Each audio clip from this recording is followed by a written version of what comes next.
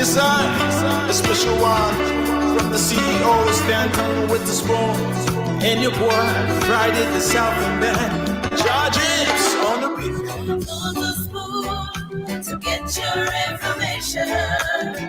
To the spoon to be part of our discussion. Spoon, spoon, spoon television. Spoon, spoon, spoon radio station.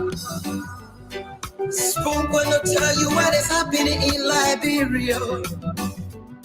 Spoon gonna tell you what is happening in Monrovia. Spoon gonna tell you what is happening in Africa. Just to spoon you will know. If the children crying for starvation, just to spoon. You want to get a news update, my brother, to spoon. You want to know what is happening, Moravia, to spoon. Politicians want to make their decision, just to spoon. You want to know what's happening in the ministry, to spoon. Yeah, to spoon. Yeah, to spoon. You from Funjama, Maryland, to spoon. Yeah, to spoon. If you eat keep on congratulate my brother, to spoon.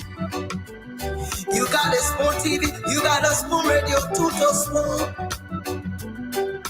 Yeah, to spoon. Yeah, Rastafari. Kilibamba, kilibamba, kilibamba, kilibamba, kilibamba, kilibamba. What I want? This one you back today. Spoon TV. Spoon. This one you back today. Spoon TV. Spoon.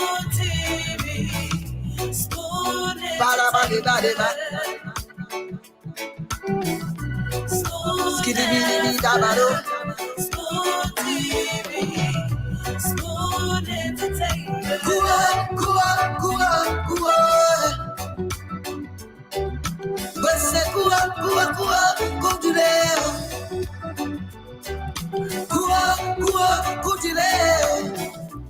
On the spoon to get your information. On the spoon to be part of the spoon, spoon television. Spoon, spoon radio station. Spoon television.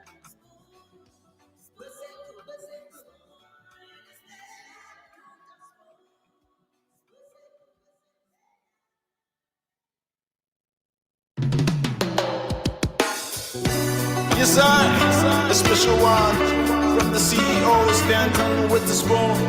And your boy, Friday the Southern Band. Charges on the beat. On the spoon to get your information. To the spoon to be part of our discussion. Spoon, spoon, spoon television. Spoon, spoon, spoon radio station. Spoon gonna tell you what is happening in Liberia. Spoon gonna tell you what is happening in Monrovia. Spoon gonna tell you what is happening in Africa. Just to spoon you will know. If the children crying for starvation, just to spoon. You want to get a news update, my brother, to spoon. You want to know what is happening, Moravia, to spoon. Politicians want to make their decision, just to spoon. You want to know what's happening in the ministry, to spoon. Yeah, to spoon. Yeah, to spoon. You from Funjama, Maryland, to spoon. Yeah, to spoon. If you eat keep on congratulate my brother, to spoon. You got a spoon TV, you got a spoon radio, to spoon. Yeah, to spoon. What? Yeah, Rastafari. Kilibamba, kilibamba, kilibamba, kilibamba, kilibamba, kilibamba. What I want? This one you got today. School TV. School. This one you got today. School. School TV. School. Ba-da-ba-de-ba-de-ba. Skiddy-biddy-biddy-da-ba-do. School TV. School entertainment. Go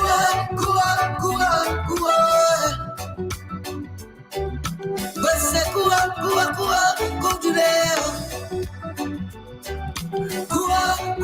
Go to there. On the spoon to get Yes, I your do. information. Well, On the spoon to be yes, I do. Spoon television. Yes, I do. Spoon radio station. Spoon television.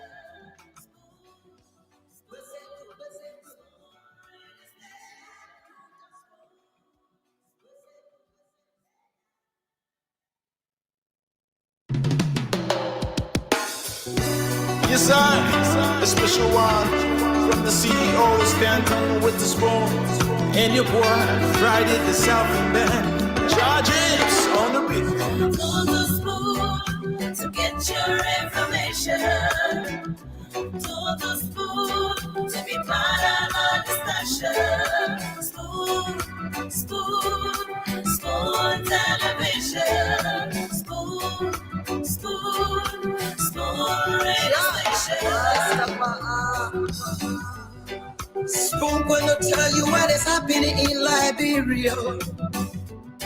Spoon gonna tell you what is happening in Morovia. Spoon gonna tell you what is happening in Africa. Just to spoon you will know. If the children crying for starvation, just to spoon. You want to get a news update, my brother, to spoon. You want to know what is happening, Moravia, to spoon. Politicians want to make their decision, just to spoon. You want to know what's happening in the ministry, to spoon. Yeah, to spoon. Yeah, to spoon. You from Funjama, Maryland, to spoon. Yeah, to spoon. If you eat keep on congratulate my brother, to spoon. You got a spoon TV, you got a spoon radio, to spoon. Yeah, to spoon. What? Yeah, Rastafari. Kilibamba, kilibamba, kilibamba, kilibamba, kilibamba, kilibamba. What I want? Yes, what you got today? School TV. Yes, what you got today? School TV. School. Ba-da-ba-de-ba-de-ba. Skiddy-biddy-biddy-da-ba-do. School TV. School entertainment. Go on.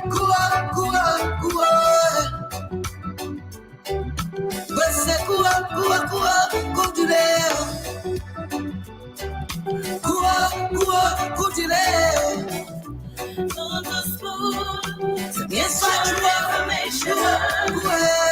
To the spoon to be part of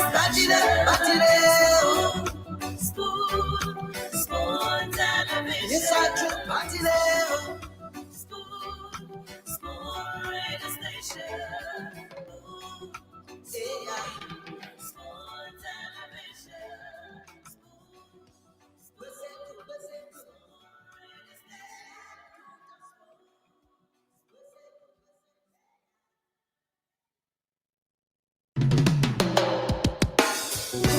Yes, I, a special one from the CEO, standing with the spoon.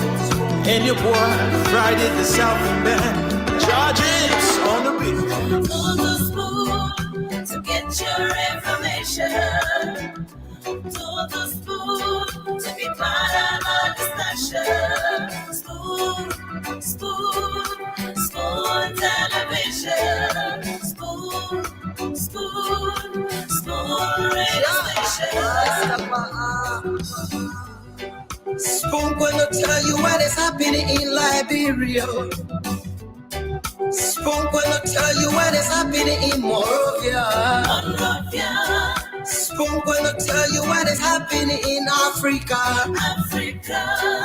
Just to spoon you will know. If the children crying for starvation, just to spoon. You want to get a news update, my brother, to spoon. You want to know what is happening, moreover, to spoon. Politicians want to make their decision, just to spoon. You want to know what happening in the ministry, to spoon. To spoon. To spoon.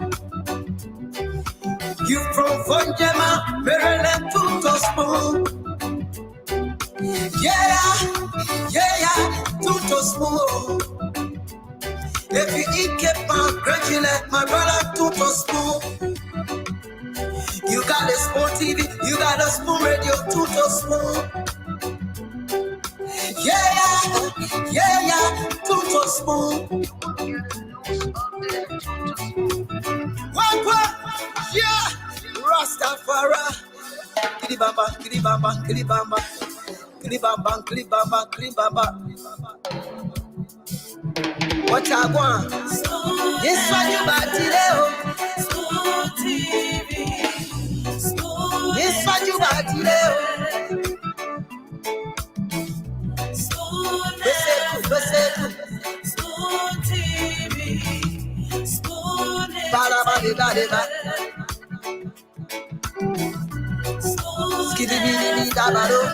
Spoon TV. Spoon entertainment.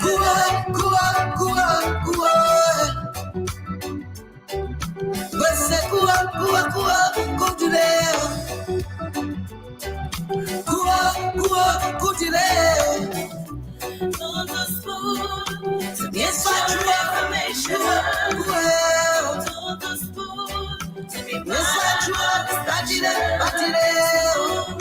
spoon, spoon television. Spoon, spoon radio station. Spoon television.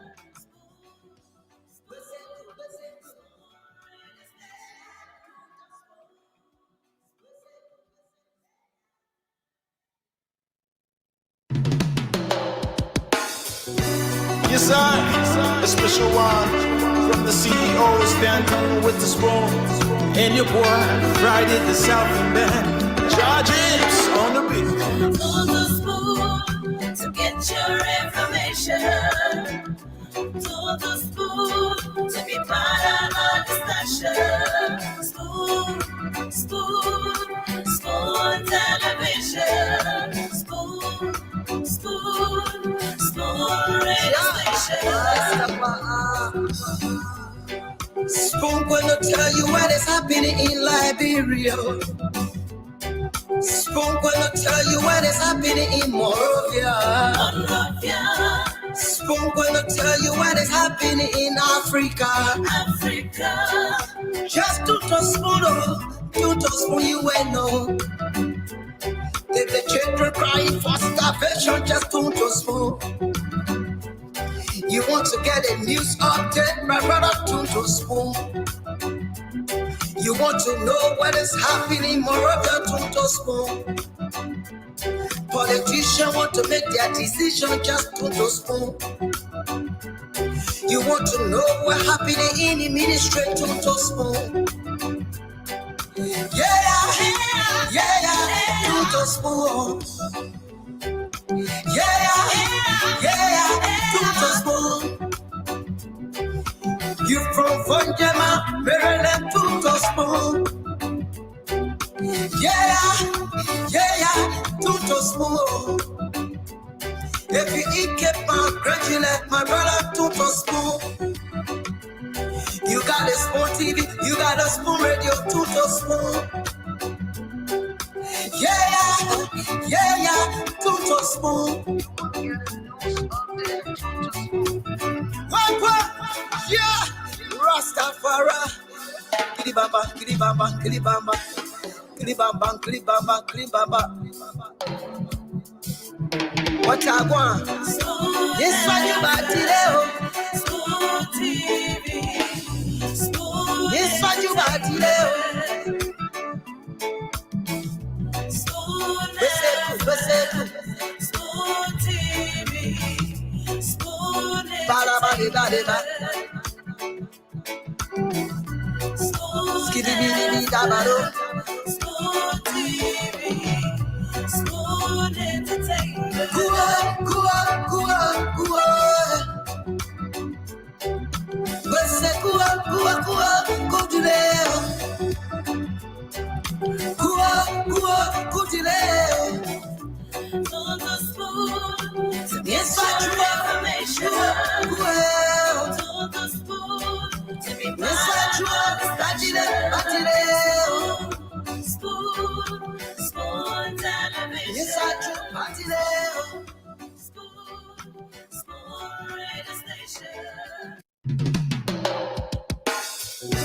Yes, I, a special one from the CEO, standing with the spoon.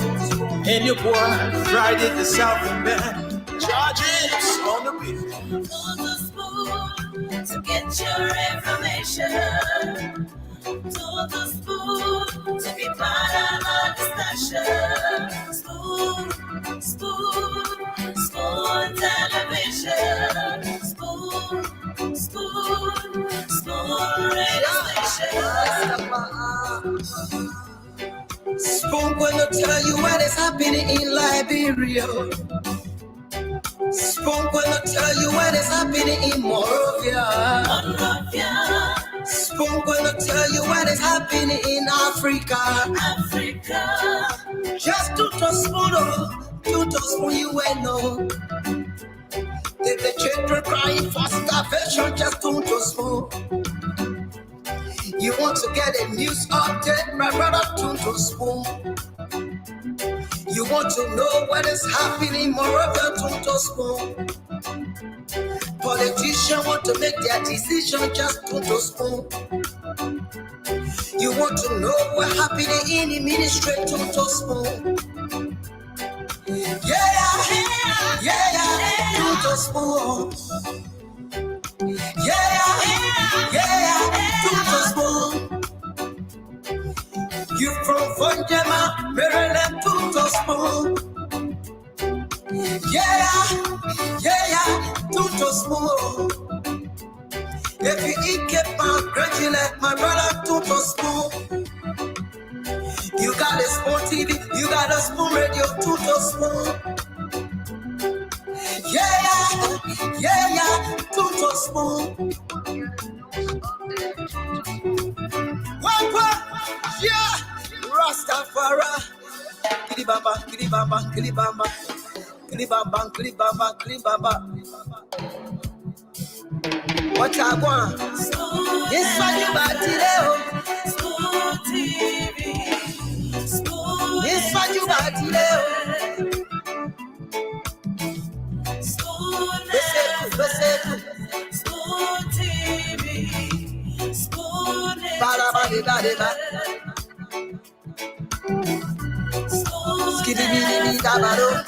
Spoon TV. Spoon Entertainment.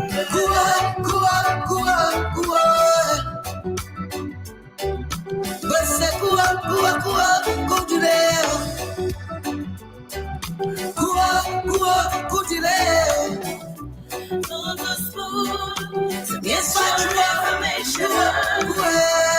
On the spoon to be part of spoon television. Spoon radio station. Spoon television.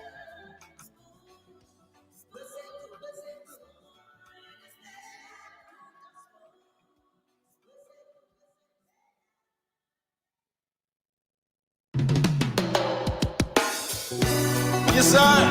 A special one from the CEO, standing with the spoon. And your boy, Friday the Southern Band. Charges on the beat. On the spoon to get your information. On the spoon to be part of our discussion. Spoon television. Spoon radio station. Spoon gonna tell you what is happening in Liberia. Spoon gonna tell you what is happening in Morovia. Spoon gonna tell you what is happening in Africa. Just to spoon, you will know. If the children crying for starvation, just to spoon. You want to get a news update, my brother, to spoon. You want to know what is happening, Moravia, to spoon. Politicians want to make their decision, just to spoon. You want to know what happening in the ministry, to spoon. Yeah, to spoon. To spoon.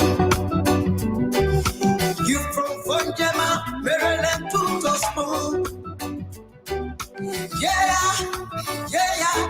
To spoon. If you eat kepa, congratulate my brother, to spoon. You got a spoon TV, you got a spoon radio, to spoon. To spoon. Yeah, Rastafari. Kilibamba.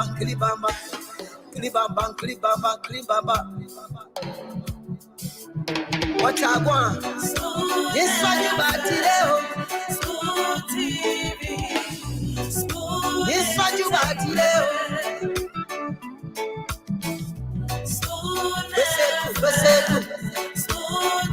TV. Spoon. Okay. All right, folks. So welcome to Spoon Talk on Spoon 107.5 FM, Fabric 101.FM, FM, Super 95.5 FM. We are live also on several radio stations across the country. Of course, we are also live on Spoon TV, Fabric TV, Super TV as well. I'd like to welcome all of you. Thanks for staying there and waiting. We had to, just chip in and wait for the panelist, but Mr. Dwalu is here. As a matter of fact, this is my first day starting the show with him. So, but let me say welcome, sir, and it's great having you here this evening. Hey, Aaron, welcome to the show. Welcome to the audience.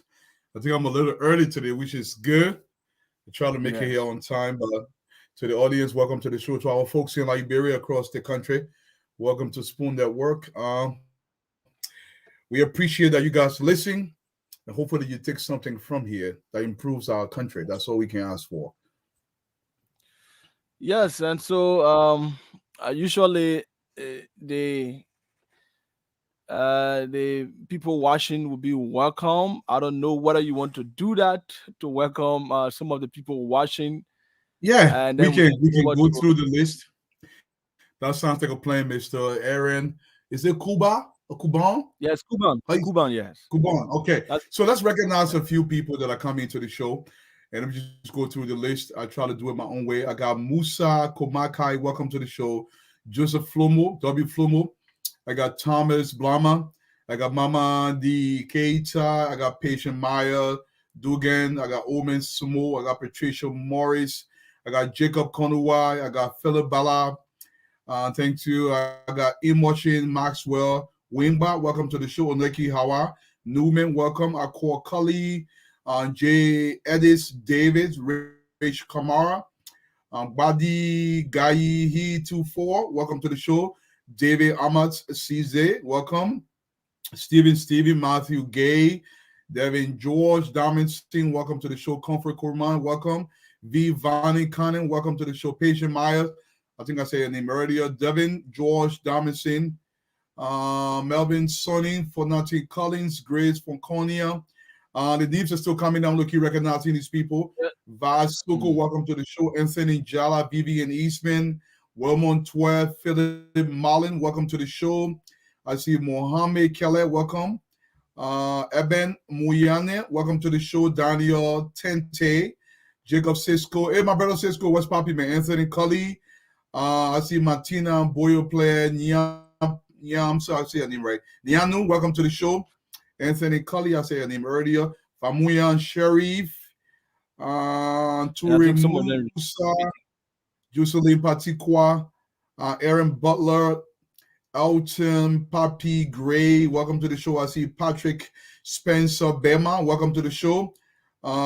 Simpson Selma Blair, welcome to the show. Lucina July, hold on, I gotta say this name right. July Red, welcome. Amin Wise, welcome to the show. Morba Basina Lapi, I believe that's it. Catherine Pay, Joseph Blama, Alfoni Jackson, what's going on, brother? Dennis Square, welcome to the show. Lola Liberian, welcome to the show. We have a lot on the plate today. I know most of you guys listen lots to of people okay? following. Yep. Yes, a lot So of people following, and so yep. yeah. So you were talking about Ambassador Bwaka. That's one of the trending news here, and just to Yep. begin with the trending news, when an election is held in the country, following the election, following the pronouncement of the results, though we expect a second round between the two candidates that top, but the next stage we usually go to is litigation, where you have disputes and issue of people rejecting results coming in from some of the districts. And so Lofa County is one of the areas where the CDC candidate in Lofa County, Chief Dr. Moses Colley, is rejecting the results that came out.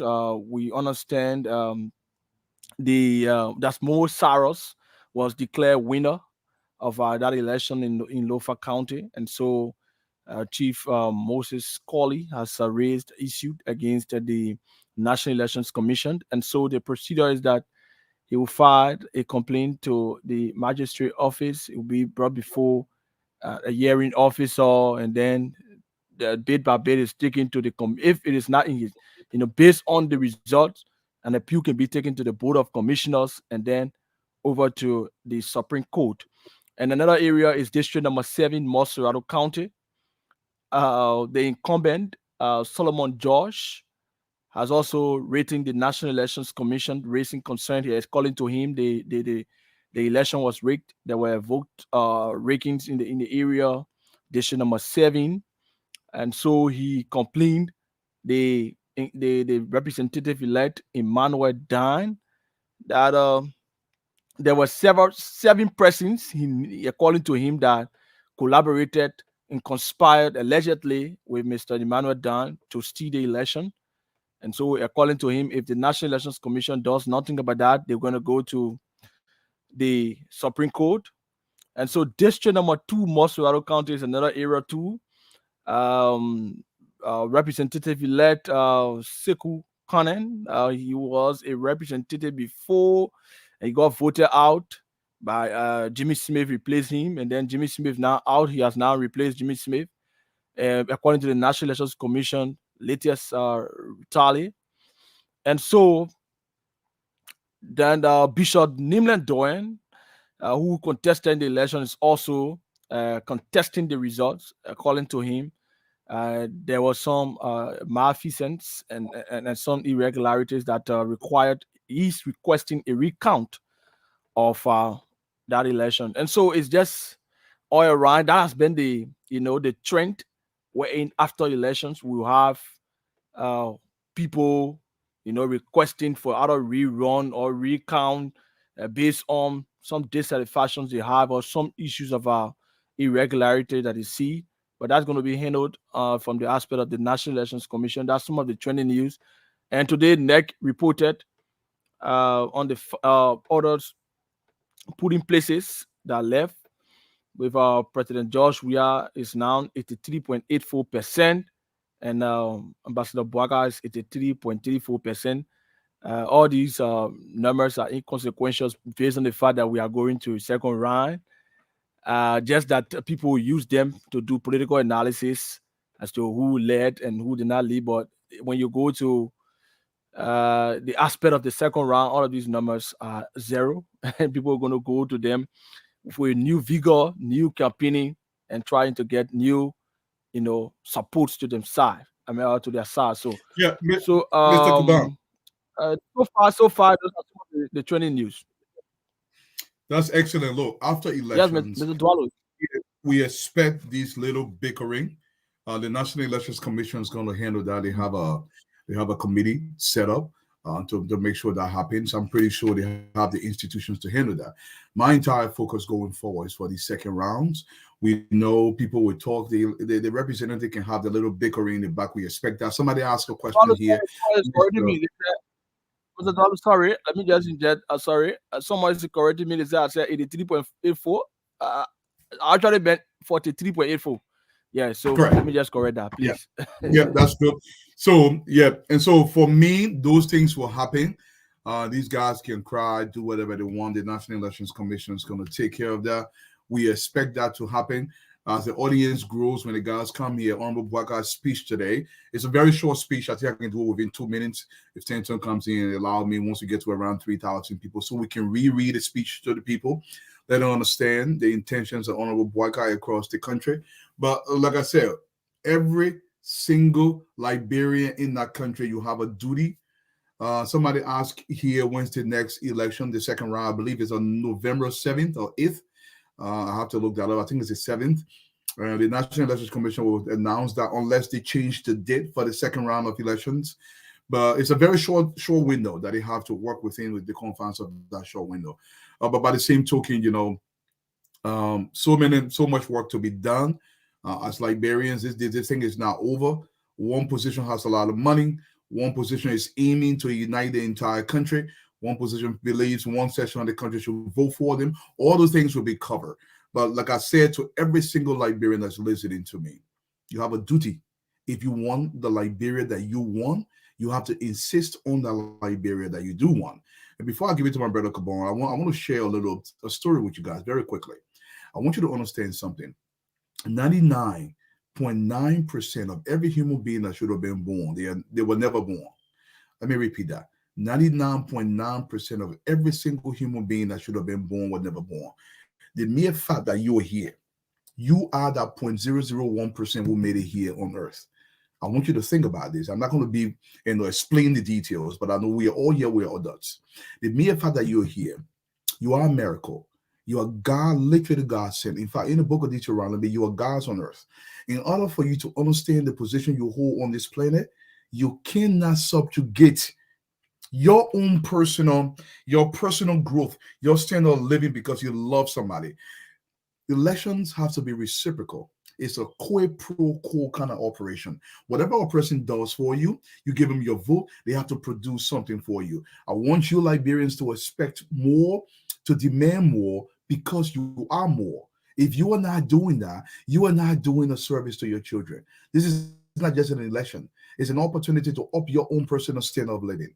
It's an opportunity to leave a legacy to your children that is far better than the one we met in Liberia. We will talk more about this, Mr. Caban, as the guys come on board. But once again, man, let's welcome more people as people continue to troop in. If you allow me for another 30 seconds, let me welcome more people here. I see Andrew. Yeah, this one by Andrew Batsu. Welcome to the show. Sylvester Kai, welcome to the show. Hanksy Tama, hey, what's going on, brother? And I see Vani Fode, welcome to the show. Bill Carson, Momo Johnson, Momo T Johnson, what's popping, my good brother? I'm Barbara Kui, welcome to the show. I see Rich Gross, welcome to the show. I see Gaza Papading, Makima Sherry Cannon, welcome to the show. James Yega, welcome to the show. I think I recognize you, Hanson Tama. Welcome to the show. I see Hansford Joseph. Estella Duwana, welcome to the show. Prince Dolo, welcome to the show. Come on, you got to go faster than this. Brother Ansa, welcome to the show. I see V. King Bridges Jr., welcome to the show from the state of Massachusetts. I see Maya Mondubi, welcome to the show. Evangeline Senju Kuite, welcome to the show.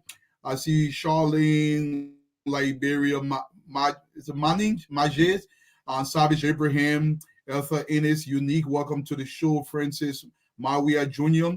I see Gregory Jr. Bona, welcome to the show. I see Bobo Gayfloor, welcome to the show. Columbus Tokon Davis, welcome to the show. Stone White, Kofuma Donzo. Oh man, everybody welcome across the state. I mean across our counties and everywhere you're listening from. Thank you for joining us this afternoon. Let's talk Liberia, folks. Mr. Gabon. Gubon. Yes. So you were talking about how Liberians should approach the elections, about looking at it from a standpoint of how important the process is to them. There are several ways people approach our electoral processes in our country. People look at it from personal love for a candidate. Another thing they look at from the aspect of political parties allegiance, pledging allegiance to political parties, and so it doesn't matter who the party is carrying. All they want to see is the emblems of that institution, and once that person is carrying the emblems of that party, they support that individual. And I think of some parts that has crippled our democracy, has crippled the developmental drive of the country, having people not choosing individuals who can better work for them. This is not only on the level of the presidency, it's in all sphere of our political dispensation, from the legislature coming to the presidency. People, I think that has a little bit changed with the legislature. We see lots of people voting across party lines, but when it comes to the presidency, there are people who believe that this individual is on this party ticket and this person should be voted. And so you see the way how the vote goes in our country. People vote another way on the issue about relationship. That's why we always go to second round. People believe that their relatives or friends are in the election, even if they don't see that person as someone who will get the necessary 50% plus one. That person will have a share of the vote, and then the two others will not accumulate the 50% plus one. So there are so many issues with our electoral process, the way the mindset of how people go to the polls to elect their leaders. This is something that is crippling our our governance system. But I think, like you said, we should approach electoral processes or voting in our country based on what individuals contesting the election are capable of doing, what they can do, and not based on Mr. the evidence Gabon. they are. Yeah. Yes, sir. Let me say this to you, and I love the topic you brought up. And this is a topic that sit on the radio stations that we have to address very aggressively. People in Liberia have to understand one thing. You cannot vote for unlikability factors. You cannot vote on religious or tribal reasons. You have to vote on the person's capability to deliver to your society that which that society needs. If you are voting on those superficial issues, you are going to harm yourselves. Look, your leadership must have the capacity to deliver to your society that which improves your society. If that person does not, you cannot love your leader ever. You must never love your leader. You must only admire your leader to the extent he or she can provide something for your society. Look, there's an obligation. Remember, I just told you about the stupefying odds that you've conquered to be on this planet. The mere fact that you are here, you have to want more. You have to demand more. If your entire existence is predicated upon, I get let it go, I get like this, you are going to live a very miserable life. Let me tell you something. People will step on your neck so they can get a little taller. It is up to deny them that opportunity not to step on your neck. This is crucial. We have to understand how we vote in the country. You have to understand the capacity of the person, what that person has attained or achieved in his life. Can this person deliver to my society, or has he delivered that in his own personal life previously before he comes to the governmental space? If those questions are not answered in the affirmative, you cannot elect that person to govern you. Gentlemen, welcome to the show. Stanton, Mr. Fagan, welcome, guys. Who are you to welcome?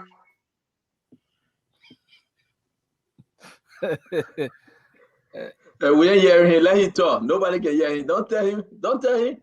Dualu, let him talk. He muted. He talking. You muted. Let him talk. Now your business. Now your business. You don't have friends on this show. But Aaron, what you run away for, Aaron? I mean, I want no friend. I want no friend. To tell you the truth. I want no friend. Listen. No. Dualu, you see? I can't on the show. I will go home. Dualu, I come on the show every night to speak to my Liberian people. Me, my life today, I need no friend. Because I need no argument. It is enough. One thing I desire, that Jesus Christ died and he died for me. The songwriter said, I need no other argument. I need no other pain. It is enough that Jesus died and that he died for me. Enough for me that Jesus saved.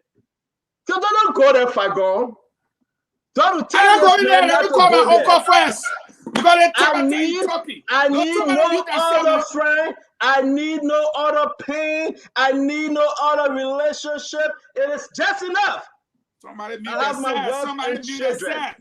It is just enough. I have my beautiful wife that understands all my bad, my good, and my worst. So I need no other friendship. I don't need Fagon calling me every morning and evening. I don't need Dualu reaching out to me and crying and say, what become of this election? It's our people mad. I don't need Fadiga telling me, say, let's go back and check Rika. No. I don't need sedition telling me that George Manawia won this election because he up by certain percentage. I need a lot of friendship. The Liberian people is just enough for me. Every evening, the year I will cry. Every evening, the year I will preaching. Whether John Manawia cheated, he ain't cheated, that John Manawia business. The people are resolved. The people have their minds made up. They're not turning back. Toru. The people came and said, John Manawia, let be you small. The man said, no. I want you to flog me like market dog. Thank you. You think I care about what people say? Oh, no, Gloka invited vote. Rika. No. We are marching forward. Forward, Edward, backward, never. We ain't looking back. Forward, ever. Backward, never. We are not looking back. Not turning back. And a monkey try it. By fire, by force. I don't want the Liberian people that have sacrificed their flesh and their blood, their resources, to sit down and cry.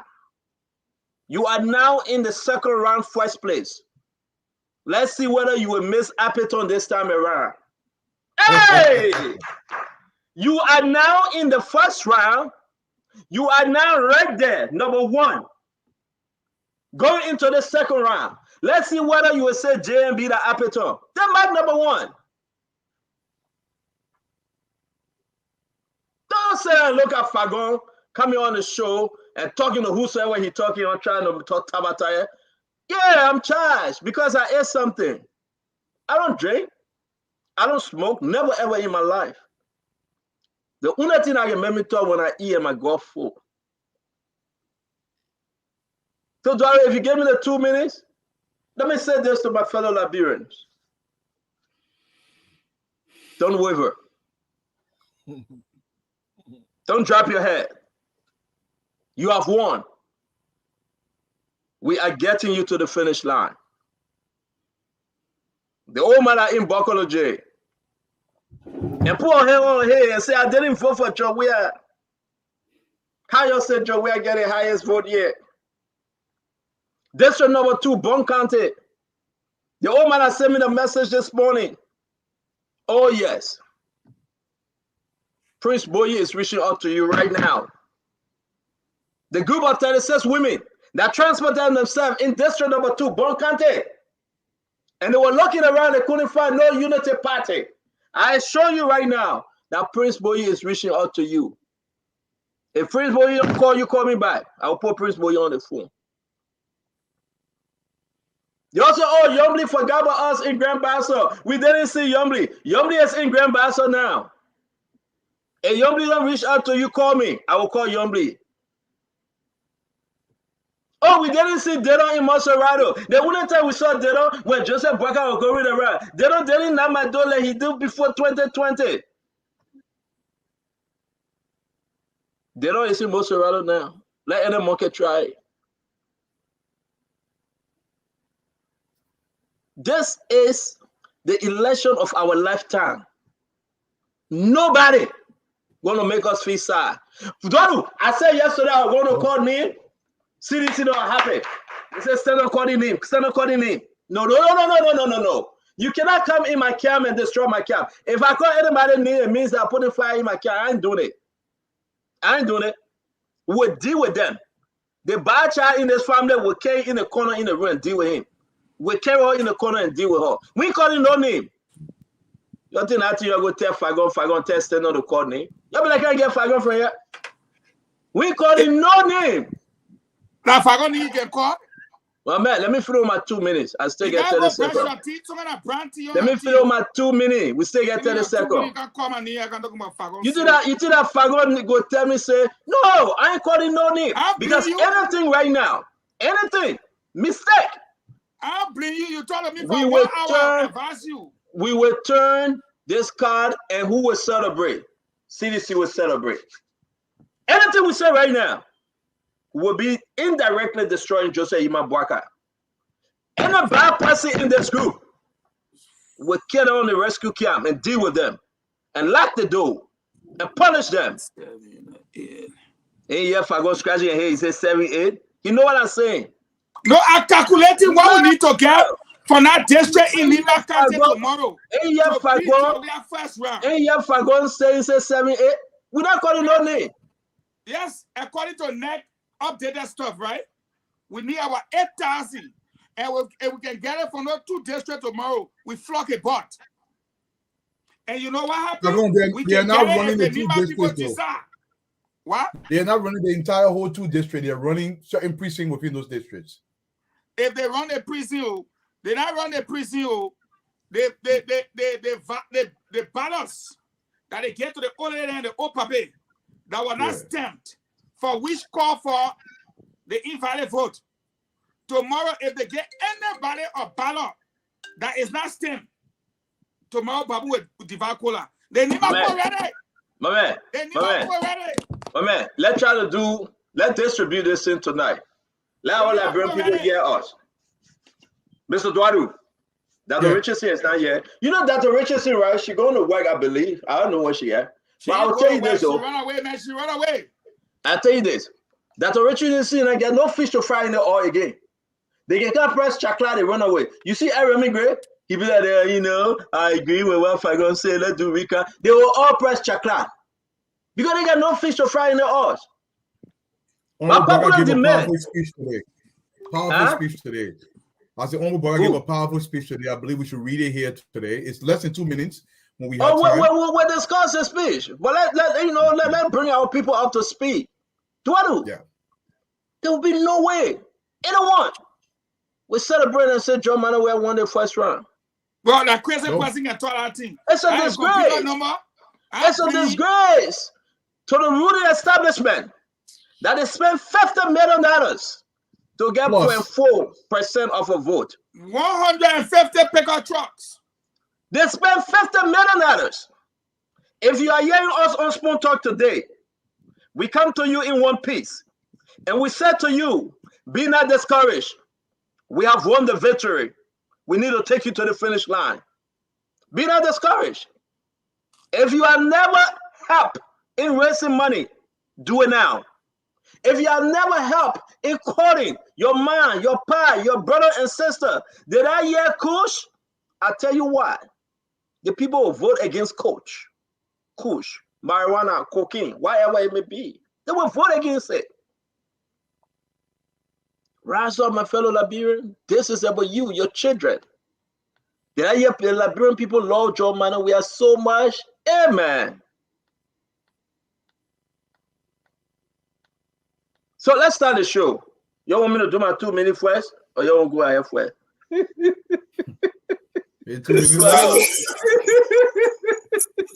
Y'all want me to say something when I thought that. Y'all want me to do my 2 minutes first, or you want to start first? Man, Radu, everybody calling me. CEO calling me. And the people that are calling me, that the people I know they are citizens. Then they won't call me and say, call a name. I'm calling nobody's name. Those that have been found guilty according to the law of the rescue train, we will take them on the rescue campus and discipline them. Indoor. We will not call no name. We will discipline them indoor. JMB will deal with them according to the law of the CC. Nobody going to call name. And when we finish, we're going to move ahead to win this election. I see folks calling me from America here. How can we contribute, Stanton? How will we raise money again? Time is short. Time not short. We're going to raise money. Fago, am I right? Time is not short. No, you're not right yet. Go ahead. You're not right yet. You finish your own 2 minutes. If I use 6. No, I finished my 2 minutes. No. No, it was a warm-up, Fago. We got a lot of story. We met Dwadu talking here for 33 minutes. Dwadu spoke for 43 minutes. Nobody said anything. Why should you alone warm up? Okay, then warm up too. Go ahead, warm up. We'll start the show. Let me warm up. That your stepson that came on something today. To cantina, people like, oh, he get food up. We're not looking at John. I mean, I talking about Costa Bat. Oh, I'm calling you. Oh, okay. Johnny, you remember when I said the pastor was preaching and he said, may the ugliest animal please walk out of this church. Pig that jump and turn around to baboon. What are you waiting for? Pig look at baboon and baboon. What are you waiting for? Yeah, I'm talking about Costa, my Costa, my friend. But I said, that your ugly son, as soon as I said it, well, Costa, this I tell you about Costa, my friend. I can't talk about him. Nobody can control what I say. No, go ahead, say your own. This idea. You can tell him more circles. You're in your dream. You sleeping there, wake up, go eat your bagel. With mayonnaise. Oh, yeah, with mayonnaise. Bagel and mayonnaise, dang good, my man. It's better than bagel and cream cheese. Hey, God. Have you tried it, Duadu? Have you tried it? For wedding? Not with mayonnaise, no. Duadu, try the bagel and mayonnaise and you get a Wawa coffee. Look at the way Fadiga says. Look at the guy talking nasty. Fadiga, have you tried bagel and mayonnaise? No, it's nasty. I don't eat bagels. You want to enjoy the bagel, get a bagel with a balancing on it. No, they won't. The all season bagel. I don't They eat all carb. season bagel. Let them toast it. When they toast it, Mr. Eduardo, you brought up a bagel, baby. Let me do it now. When they Bagel, toast bagel. that He's bagel, talking about Tawaki, Kasawadi, they ain't talking about. Give me no, Dumbo. I mean, stop no. disturbing me, man. Let me talk my 2 minutes, please. I beg you. They call it sesame seed. We don't even know that needs sesame seed. That's why you change it to Benin seed. I want people to understand Benedict's on the bar. They put Benedict's seed on That's why it. they don't eat that thing, man. Stop. Let people go to serious team. Bagel, Let people Benedict's? go to serious team. Let me tell you something. Y'all who on this podcast listening to me, Nimba people. Nimba people. Y'all get 2 things to do. 1, that vote, the reason why they brought it close, that to test you. Y'all get telephone in here. Y'all follow in Minnesota. That ends. Y'all pick up your telephone and to them work the lines. We can either beat Georgia tomorrow or we can narrow the margin. One of the 2. We can narrow it to the point where he is sell with people today. And I'm saying it to y'all. Or we beat him. There is fresh vote. Nimapo, listen to me. I don't get fake news. One of the reasons why we have a lot of invalid vote.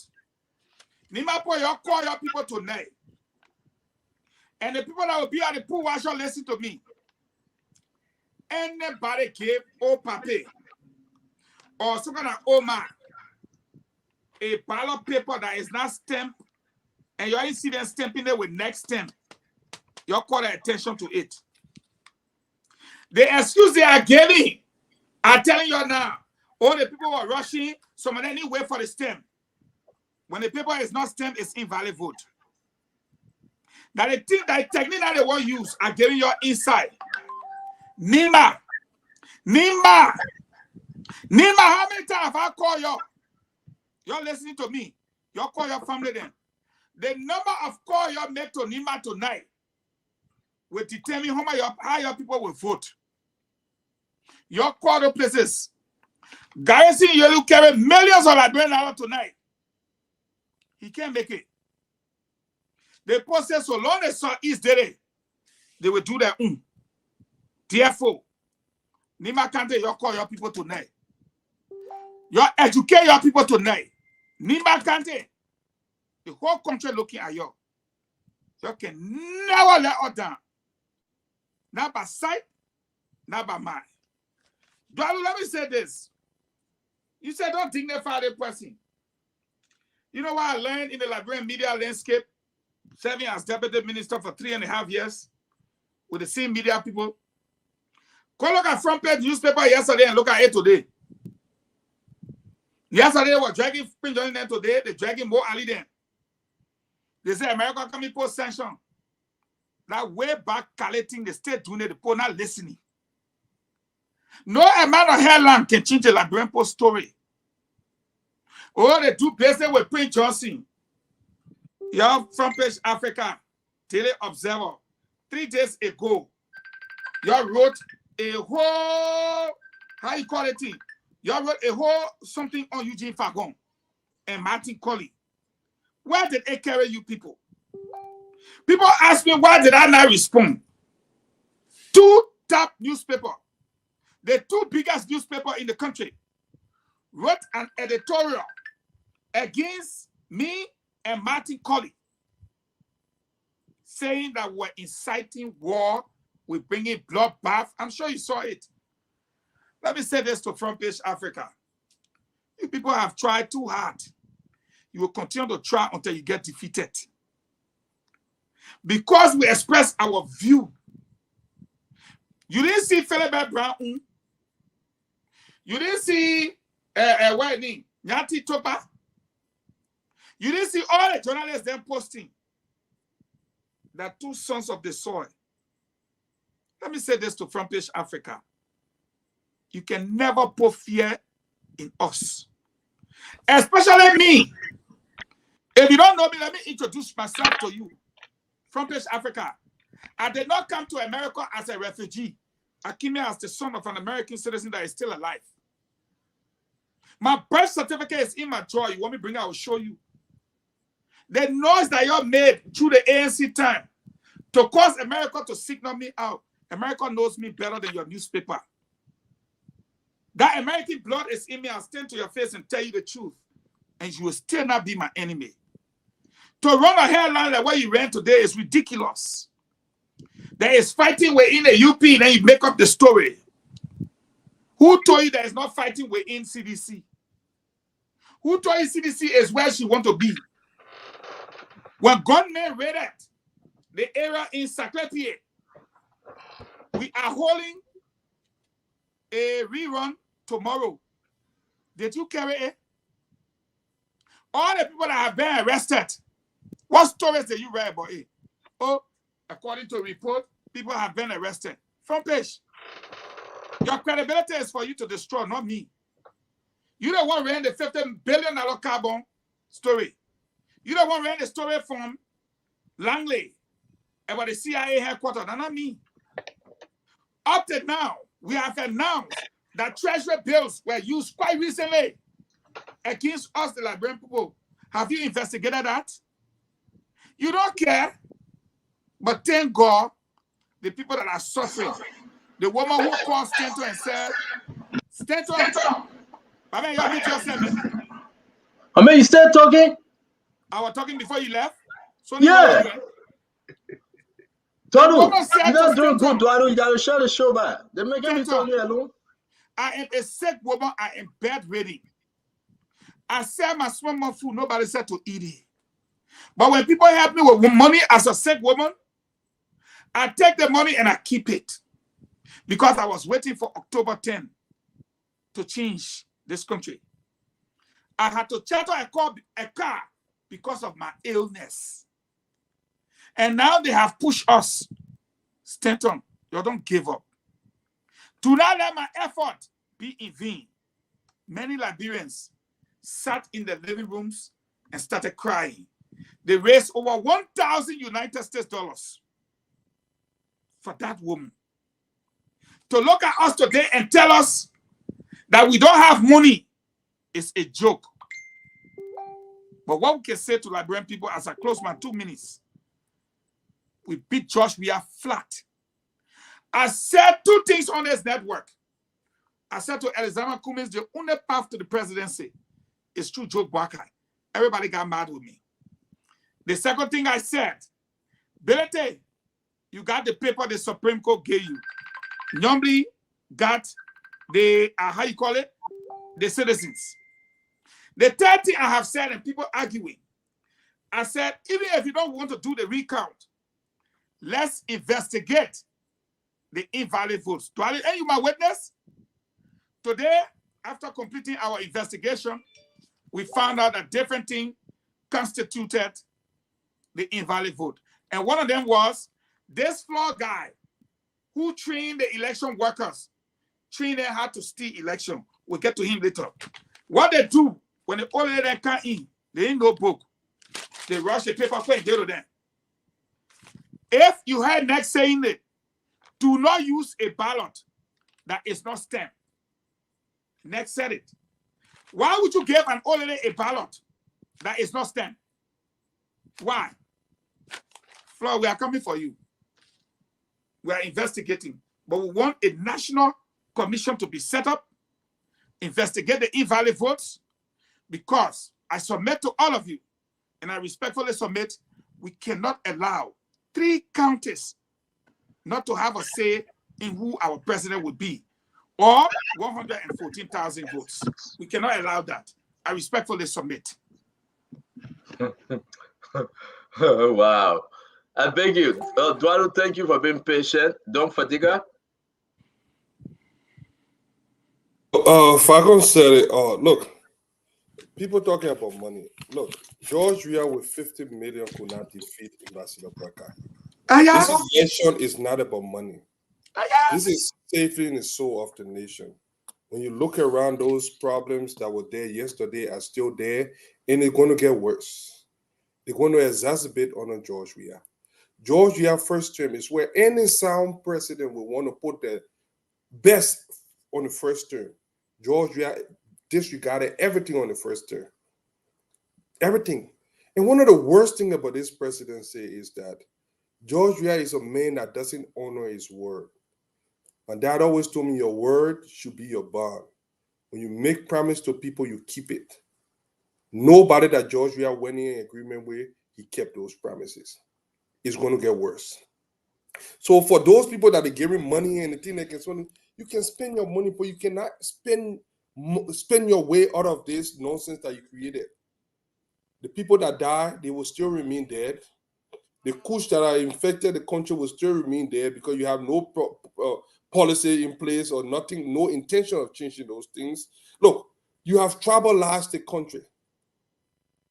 Few years ago, nobody heard about it in that kind of fashion.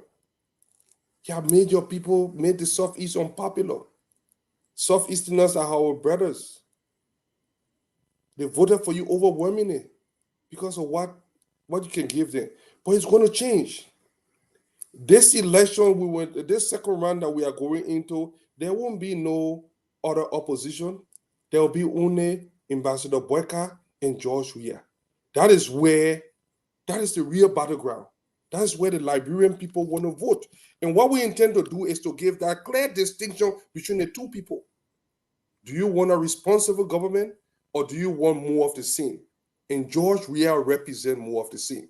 So this is going to be an easy campaign. People worry about money. This is not about money. We saw Liberian, old, young. We saw that young girl that went to Sotiemo with 1,500 Liberian dollars. They were not trucking people.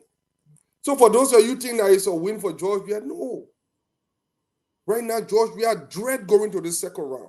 The only thing I can tell my people and we're going to continue to push forward is that you cannot afford. Look, you will know, they say when the Christmas is good, you will know from the Eve. This Christmas Eve that we've been having for the last 6 years has been very bad. You give her another 6 more years, it's going to be terrible. George Weah, in fact, the people have already started threatening Civil 7. They already started threatening your job. Look, if you don't finish this work that you started, it's going to be hell in Liberia. This work that we have started, we have to finish it. We have to see it to the end. Look, we beat a man. His party is close to the grave. We just need to kick it in there and bury that past, that chapter in our nation history. We can do it. We've done it before. We can do it.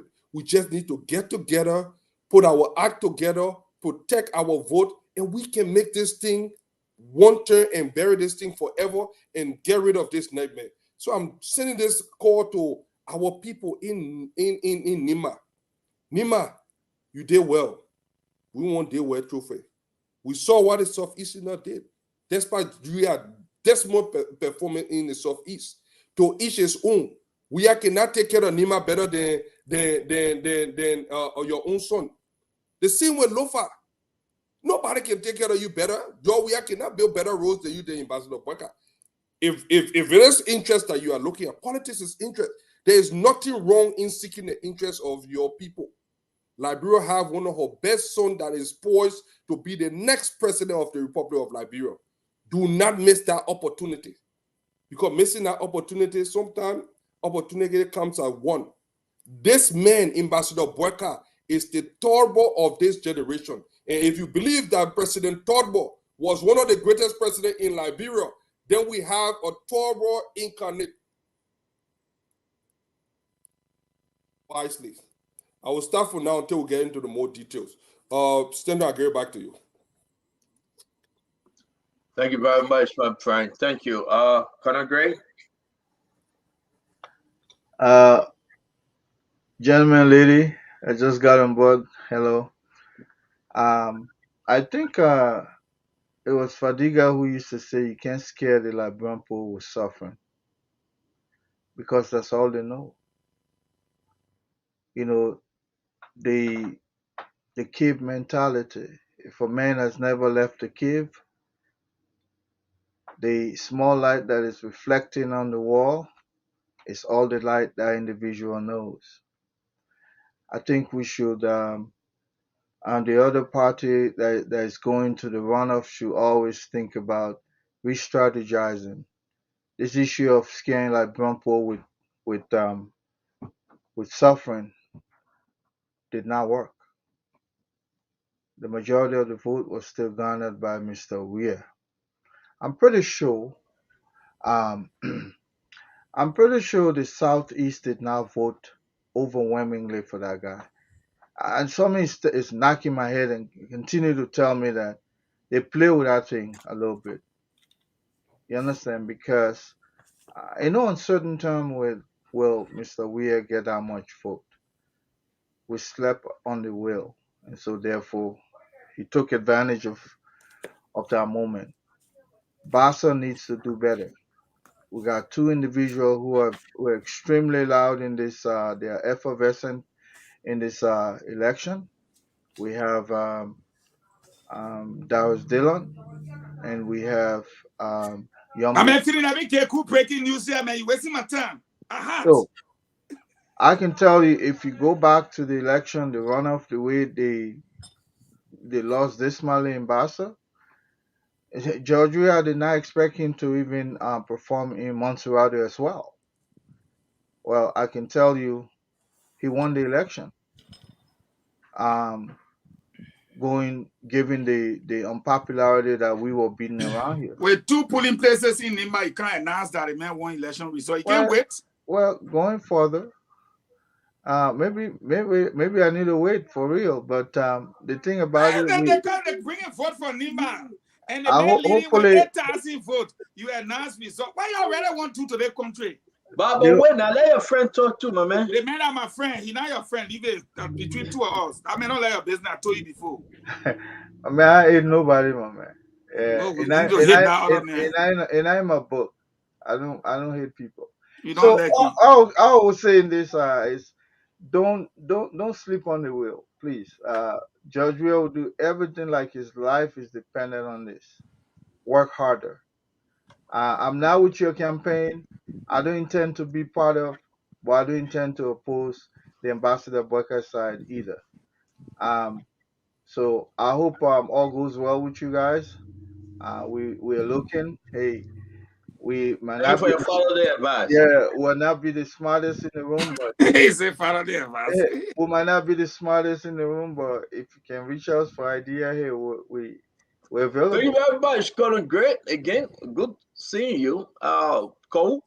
Stenton, before Cole can I give my breaking news? I cannot finish what the breaking news. No, I want the breaking news. It's too important. No, I want to learn. Cole, don't do that thing, man. We'll get breaking news here. Cole, hold on. Cole, Minister Fagon, go ahead. What's your breaking news? When I take full responsibility. This, let me issue a disclaimer. Enough for the station. American government, y'all want to arrest me? I am right here. My name is Eugene L. Fagon. I'm responsible for the statement and the breaking news. I repeat, my name is Eugene L. Fagon. I live in the state of Tennessee. I'm responsible for this breaking news and the statement. I, Eugene L. Fagon, Chief Justice, all the justices in Monrovia are responsible for this one.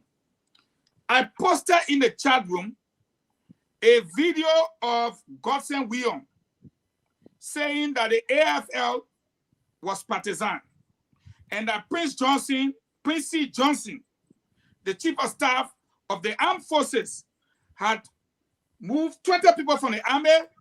He was doing everything by himself, blah, blah, blah. I posted it in the chat room. Today, in the joint security meeting, Justice Minister present, everybody present, the owner of the station, Sam Sion, was called into the meeting today to justify the allegation. They just free him. Y'all wait for me. Don't rush. That the AFL was partisan, that the chief of staff was eating soya money, that he disrobed soldiers from the armed forces to favor the opposition, and they asked him to prove it in the meeting. He couldn't prove it, they made noise. The chief of staff got angry. He ordered the armed forces to come. They came in. They collected him. Say, Alpha, go say. They raised him in the air. Bell, everything was flying different place. They carried him to BTC. They locked him up in a container. It's just now, but I'm waiting for that story. So we have begged the chief of staff and the armed forces. They just didn't even know where he Bell at. He wears socks. He was going. I broke the story. I take full responsibility for it. They racing. He don't even know why the assassin was looking for. He been locked up for hours. And the chief of staff said, if you don't prove it, this is not about government. This is about our armed forces. We have built a reputation for ourselves. You get a radio station convincing the Liberian people that we are not an army of trust, that we take people out of the army, that we are partisan. What message you sending? And then you come in our faces, you will prove it. The racing event in continue. Same sign. Now, front page. Go and ask whether you're happy or ain't happy now. Go and ask whether you're happy or ain't happy. The deputy NSA boss was jailed by the armed forces of Liberia. Stripped, no SAS, no bail, nothing. They slapped him inside. They just released him upon the intervention of the president, who begged the armed forces to let it go. The next time the chief of staff warned him, that station. You see, stand up. Y'all also take out a brief. Ask her, nobody in the country. That's what I take out a brief. So if I go, hold on now. You said what we wanted to say, but you want to. I will be on the show again. I'm gone. So hold on now. Hold on 1 minute. Let's go back to Comrade Kowu. Comrade? Kowu, you enjoy the breaking news, eh? Yes. Good afternoon, fellow panelists. Good afternoon to our supporters out there. And I'm happy again to see Colonel Greg. You see, front page we're holding there. I like to see retired Colonel E. Remy Gray in a green background. It gives hope again, you know. Colonel you always come in the darkness. You don't have enough light. Oh, sorry. What's up? But what are you looking for? Don't bring out your glasses again. Now I will tell you from the program. I'm telling you. Yes, I'm putting the light on me. Yeah, Colonel Gray, I'm so happy to see you in a green tonight, and I'm happy that you said you were not oppose Ambassador Boyka, but if you are needed, you were willing to come on board. I want you to know that you are needed. It's a patriotic call. You know, I told you that system of merit will come back. You saw it in the UP-led government before. You engaged the system, and your expertise were valued, not based on political affiliation. So I'm happy to be here, guys. And what's on my mind? I listened to our leader, Ambassador Joseph Yima Boyka, address the people of Liberia today, address the rescue mission. It was very, very much inspiring. And he talks about forming a government that will be inclusive. We come here, we tell you we have the credibility of inclusion. He called upon the opposition community and he said, come, united, we can stand and we will overall prevail. It's just a matter of time. And in that speech, there were a few words that I highlighted.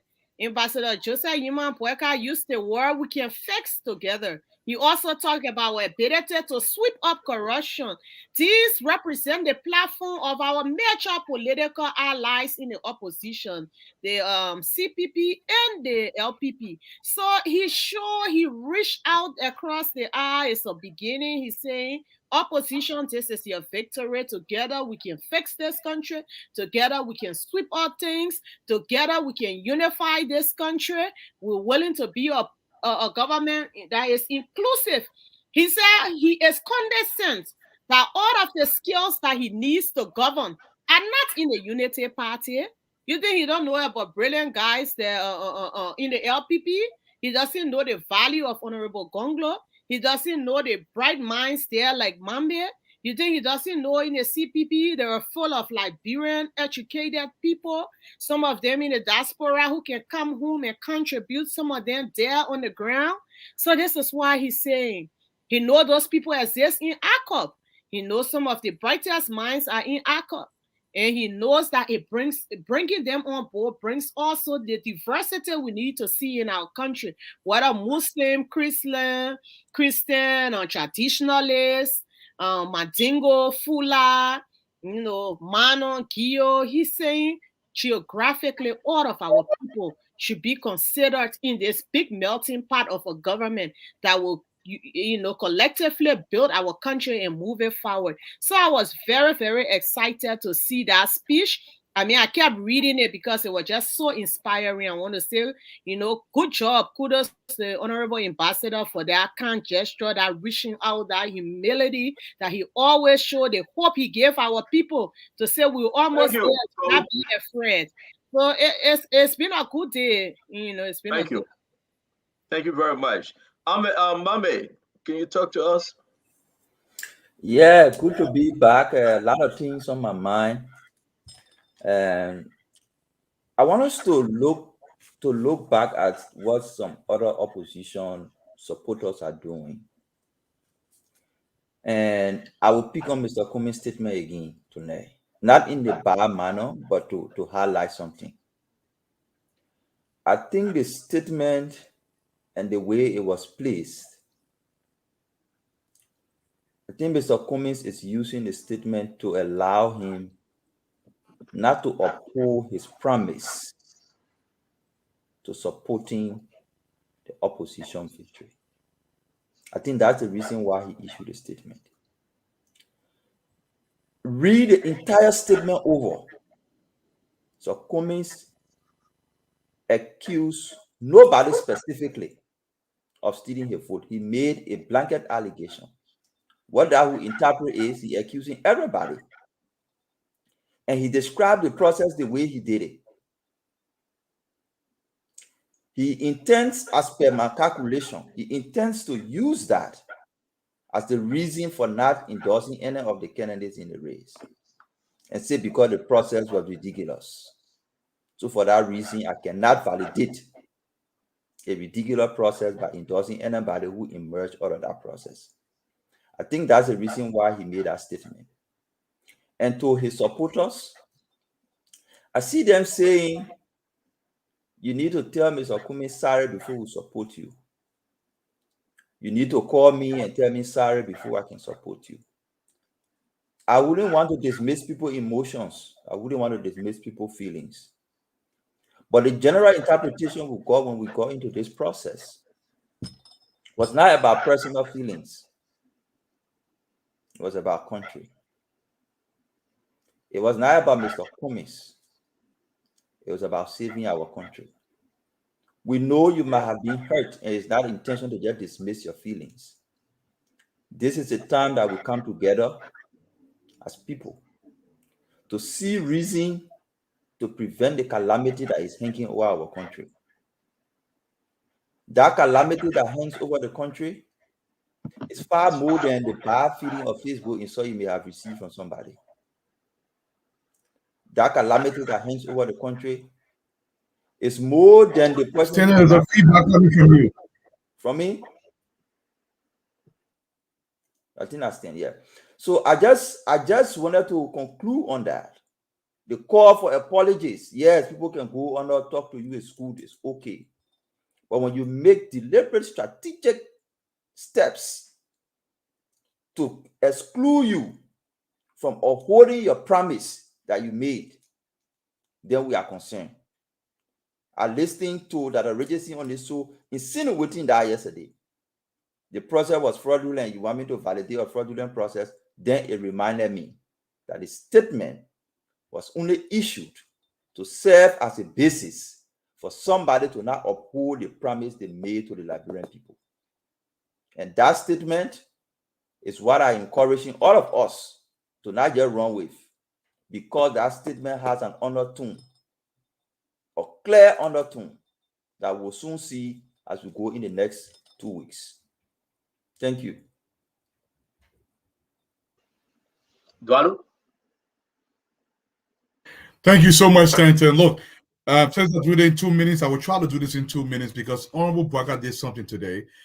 He realized the country has to be politically balanced, culturally balanced, religiously balanced, ethnically balanced across the country. So within the span of 2 minutes, I want to read Honorable Braga's speech. It will take me less than 2 minutes, and please you allow me. Thank you so much. He said, fellow citizens, on Tuesday, October 10, 2023, the Liberian people stood in long lines across our beloved country to exercise one of the most sacred rights offered by the Liberian Constitution to all Liberian citizens, the right to vote, the right to elect or eject their leaders.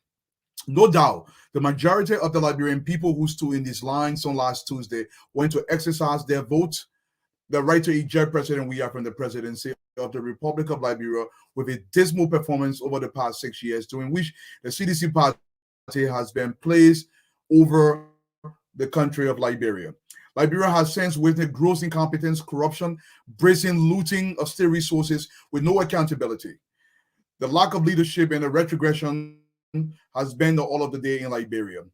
As is not evident for the result of the presidential election announced by the electoral management body, the National Elections Commission, the Liberian people, in the righteous rage, have served President Weah a clear warning that his days in the presidency are numbered, and soon, and very soon, the final verdict will be delivered by the president that make President Weah a one-term president. He was not joking. Through their votes, the Liberian people have presented President Weah and the CDC a reality that they fear the most throughout these elections. The possibility of second round face-to-face against me and our body and team. I therefore want to take this time to express my profound thanks and appreciation to the parties of the UB Alliance and all our partisans and sympathizers dispersed throughout the length and breadth of our country who exercised their franchise by casting their votes for the rescue ticket. With your votes and support, we have made and will continue to make history. We have proven in the resounding tone that the people determined to achieve a noble goal can prevail, despite using millions upon millions of dollars obtained from questionable sources and intimidating our supporters. President Weah and the CDC were unable to break the ironclad resolve of the Liberian people. Despite the massive irregularities, we fought a good fight and defeated them. Yes, the opposition defeated President Weah. On the journey to October 10, 2023, you, our people, defy rain and thunder and defy the scorching sun and the suffocating heat. You defy sleep and fatigue. You walk long distances and cross many rivers and creeks just to share the good news of the rescue mission. You did so much because you love, not because you love just like Yoma Bwakai or Jeremiah Pankun. You did so because you love and deeply care about Liberia. This is the message. My fellow Liberians, our country needs to be rescued, and then we can embark on fixing it. Our country needs to be swept. Our country needs to be redeemed. Our country needs to be healed and united. Indeed, our country needs to be rescued. To achieve these lofty goals, as I have always urged, we need all hands on deck. Everybody is invited. One thing I know very well is that all the talents and ideas we need to develop our country cannot be found in a single party, tribe, county, region, or religion. That's why I am committed to forming the government of inclusion when, God willing, we ultimately achieve our goal, our grand goal of democratically evicting President Weah from the executive mansion in a couple of days and weeks. We shall form a government that truly reflects the political, ethnic, regional, religious, as well as gender diversity of our country. We shall form a government in which the true value of Liberia is not determined by loyalty to party, but by loyalty to country, plus the person's ability and willingness to contribute his or her quota to the country and progress. We are therefore reaching out to our brothers and sisters in the opposition, to all Liberia in general, to join in this noble mission of making our country breathe freely again. It is against this backdrop that I today issue this clarion call to you to summon the patriotic courage, rise up once again, trek distances, defy any shade of unpleasant weather, endure the long queues in your respective polling places, so as to drop your verdict in the ballot box for the unshackling of our dear Mama Liberia. Together, we can, and we will effectively tackle the kush epidemic in this country, invest in healthcare, education, agriculture, and as well as spur foreign investment. Therefore, uplifting our country and saving the future of our young people who have become walking dead bodies due to the action and inaction. Mr. Dualu just continue to read every time he's given a chance. We can't sit down and then do an entire speech. If I were to do so for comments, it will not be allowed. It's done. It's literally done. But I beg you, Conor Gray, don't do this thing. We gave you the chance. Conor Gray, Conor Gray. We were asking, Conor Gray, take time off, relax, and come back. Don't interrupt our show. Excuse me, Mr. Dualu, can you continue, please? Mr. Dualu, this is the same thing we told you, Stanton. Mr. Dualu, Can you continue, Conor Gray? Yeah. Yes. I'm not trying to disrespect you, but you will not do this on the show. As far as we know, we understand, Conor Gray. You got no official fight in the second round. You can't come to this time. Oh, you got fish, He joining us. We love you on the show, but if you interrupt us, we will hold you and court-martial you. If you interrupt us, we will court-martial you. I tried it. I'm telling you now. The speech is done. The speech is done. The speech is done. The speech is done. And so, because you are cornered with dual respect. Okay, the speech is done. One more minute. And so, let us revolt against the sad state of our nation and of our existence as a people. I urge all of us to wield our secret votes to take the destiny of this nation in our own hands. Let us deliver this deadly blow to mediocrity, to corruption, ethnic strife, and this absurd approach to governance. Let us deliver Liberia from this crushing jaw of mismanagement and ineptitude. The misfortune, the opportune hour is before us and it's right. Together, we can once again make Liberia flag of this radiant flutter high, bringing pride and dignity to all. Together, let's think Liberia. Let's love Liberia and let's build Liberia. I was almost done, Colonel Gray. So, Honorable Baka understands the totality of our issue, and he has designed a plan to fix it. I'll give it back to you. Thank you very much, Mr. Duadu. It wasn't even your turn, Colonel Gray. It was my time to speak. After Duadu, it's my time. I understand. Because we are having a spoon talk, you are all set to be on the show. We got no problem. You can bring back Dr. Richardson. Mami can bring back Jerome Gibson. We want to hear you guys speaking. We got no problem. But if you interrupt the process, like you, Conor Gray, we will court-martial you. And you will be found guilty even before it will start. I can guarantee you now. We'll court-martial you and we'll sentence you according to the Constitution governed by the Armed Forces of Liberia. Why waste your time? The court-martial him before that his sentence is over, go serve 2024. So there will be no fair trial? There will be no, listen, I'm saying that there will be no fair trial. The man is guilty even before the trial. What UCMJ article would you be invoking? The same article you just read from Africa. Yeah, man. The one where they can say in the container, that article, you read it. My man, let me say something. I won't even go to that story because you know what? Prince Johnson, he was very angry. He was very angry. Not only, listen though, not only with the Samsung issue, he was also angry with your comment, Fagon. What you posted, he was so angry. I reached out to him. I reached out to Prince Johnson, and again, I think he have taken the right decision, Mr. Duadu, to hold folks accountable. I think he have taken a position. Sometimes you gotta provoke people. Start interrupting us. Start interrupting us. You talking because you're not in Liberia for that. Start interrupting us. Let me say this. Fagon, you have your time. Don't interrupt me. You have your time. Fagon, you have your time. Don't interrupt me. Don't interrupt me. Yeah, but don't interrupt me. Let me tell you something, Duadu. Let me tell you something, Duadu. Okay? I reached out to Prince Johnson. Oh, very bad. Man, what kind of man is so bad? Why you want me to call him? Move back. Move from there. Man, talk too bad. Stop warning. We asking who get it number, who get it number. But I think his decision was unique because the armed forces is a military for good, and we should be proud. They have come a long way. If anyone try to denigrate them, with all the effort and everything Prince Johnson tried to do as a chief of staff, at least the Liberian people should appreciate him. So his decision, I support that decision, and I hope other people can take you seriously.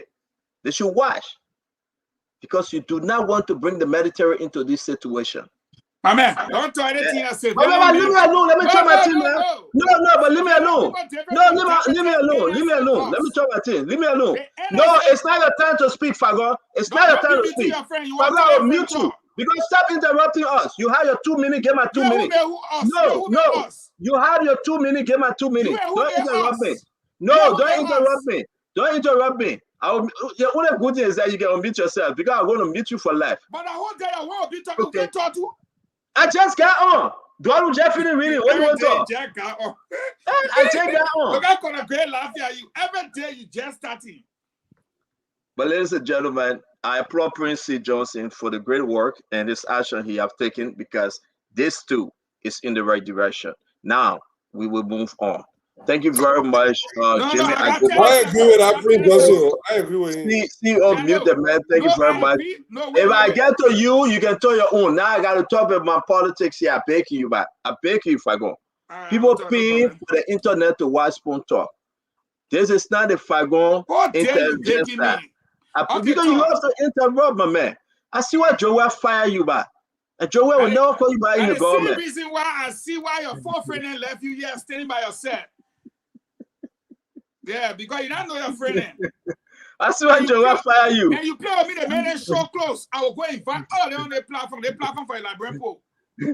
Listen, you can bring that here. No, you will run away. I bring 4 Ghana here for you to run away. Listen to me. I care. You can bring anybody. Bring the good, the bad, the ugly. People here, go call them. Call them at your business. Now you don't want them to take on. That's standard the one to take on. They say Fagon shouldn't carry that. You know what I'm talking about. But let me say this again, folks. Hello? As we get, but let mute the guy. Let mute the guy while he made a private call.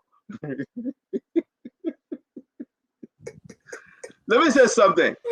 I am concerned, guys. Let's talk about this second round. And and that's why we relax ourselves. We have fun. But let's talk about the second round. I received information. It is confirmed because I got audio recording. I have audio recording. Do I do that all? For Bomi County. And I pray that Edwin Snow Mokamba and say that lie.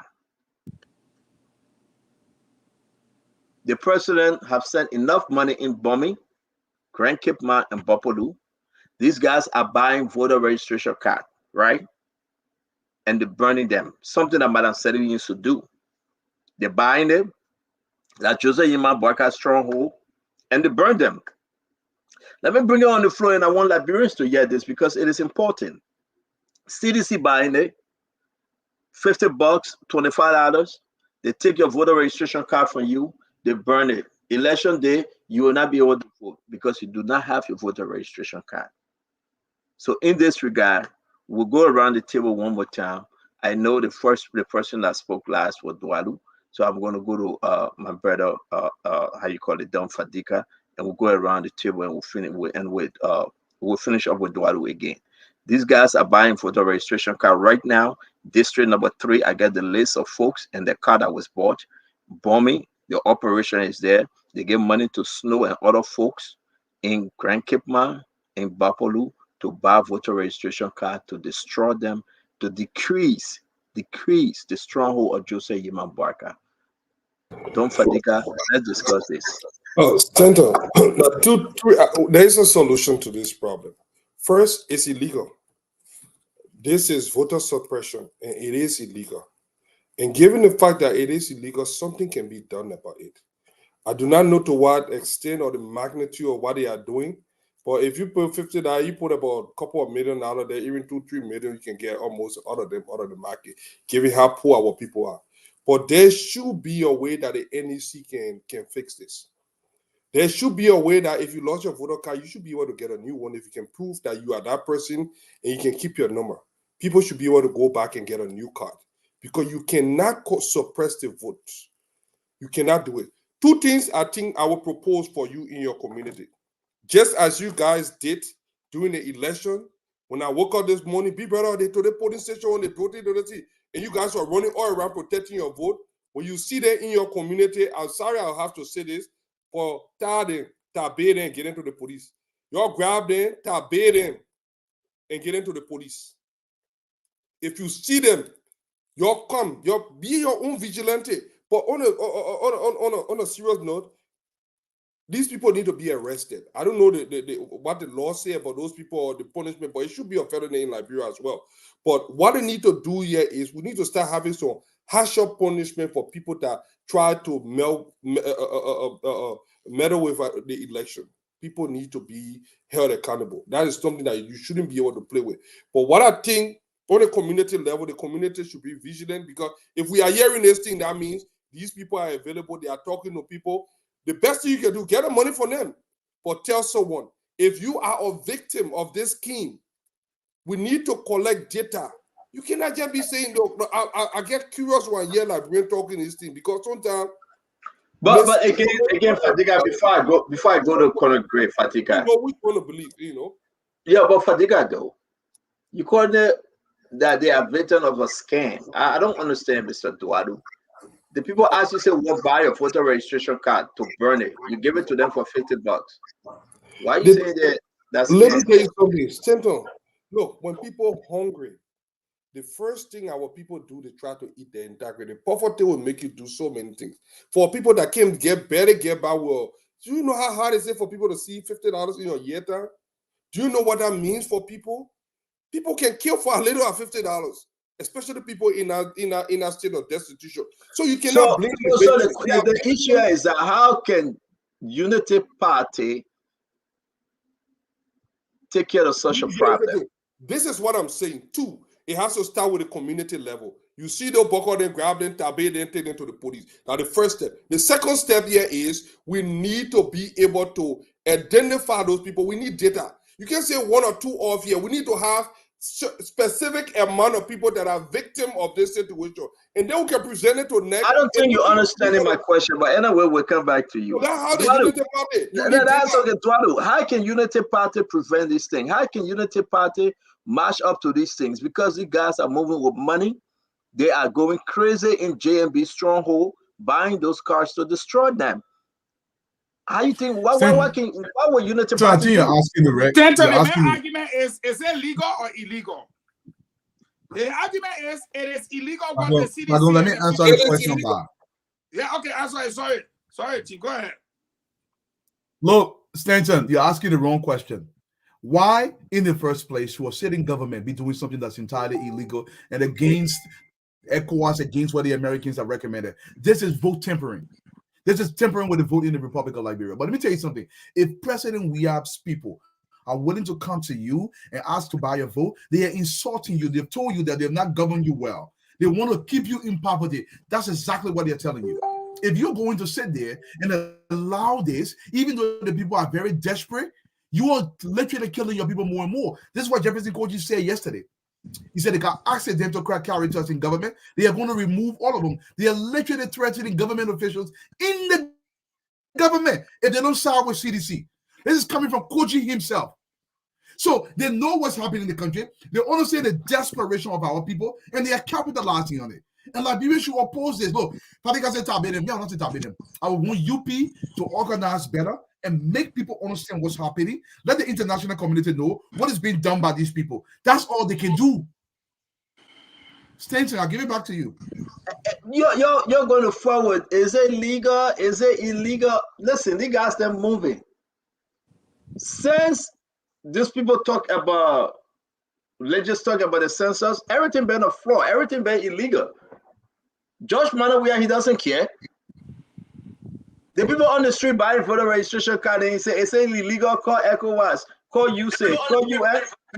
You are wasting the time of the people. I'm asking a basic question. Take it home to them. What would be your advice to them? That's all. You go to people say, Tabede, are you kidding me? But let me bring in Conor Gray. I hope you guys, you should understand the kind of people we are talking about, man. Conor Gray. Firstly, it's hearsay, so I'm not going to waste my time. No, Conor Gray, it's not hearsay. It's not. Do you have proof? Can we? Yes, Conor Gray. The only reason if I send it to you, don't share it because they call some individual names that we do not want to. I told you, Conor Gray, it's man. Not hearsay. Conor Gray, when I say this thing because I get proof, the only reason why I cannot play this clip right now is because they call two individuals names that are very important sources within CDC. So I beg you, my brother, it's not hearsay, but talk to us. Okay.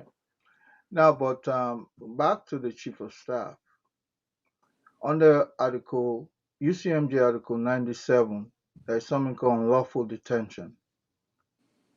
And if you, without, if you didn't give somebody the, the due process, you just grab them, that is a serious offense under the military law. And we should not even encourage that a sitting chief of staff should start doing that, because that will start establishing some precedent. That's how 1980, the entire 1980, that's how it was conducted, and that led us to a war at the end of that century, the end of that decade. So I'm not even going to cheer for the chief of staff. He should never have done that. It demonstrates some lack of judgment, in my opinion. Um, that's just me. And Mami, you always come here and you lampoon against um, Mr. Cummins. We were here when Honorable Ganglo was accused of, colluding with the CDC, and some of us stood our grounds. Now, I think we have yet to hear whether or not Councillor Ganglo, I hate to take on him because he's my friend, whether he has declared his intention to be with George Weah as alleged or stay with Ambassador Boakai. You did not even provide us any wherewithal or way forward to that allegation, nor have you told us where he belongs in this runoff. You come always, you want to take on um, Mr. Cummins. That is unfair. I think you should move on. People are licking their wounds based on what happened to them. I think it's their fundamental right to do so until you can prove otherwise, that these elections were free and fair. Anybody who felt that they were disadvantaged, dispossessed in the process, they have the right to speak. It clearly puts them under that protection of speech. Until they can point finger at somebody specifically, this was just a general statement. Let it be. Young man, leave Cummings alone. He lost an election. What do you expect him to be? To come to you and merrymake at your house? Tell us where Gonglo is. Is he with Ambassador Boakai after saying all the demeaning things about him? Tell us. That's more important. Thank you very much. Mama, this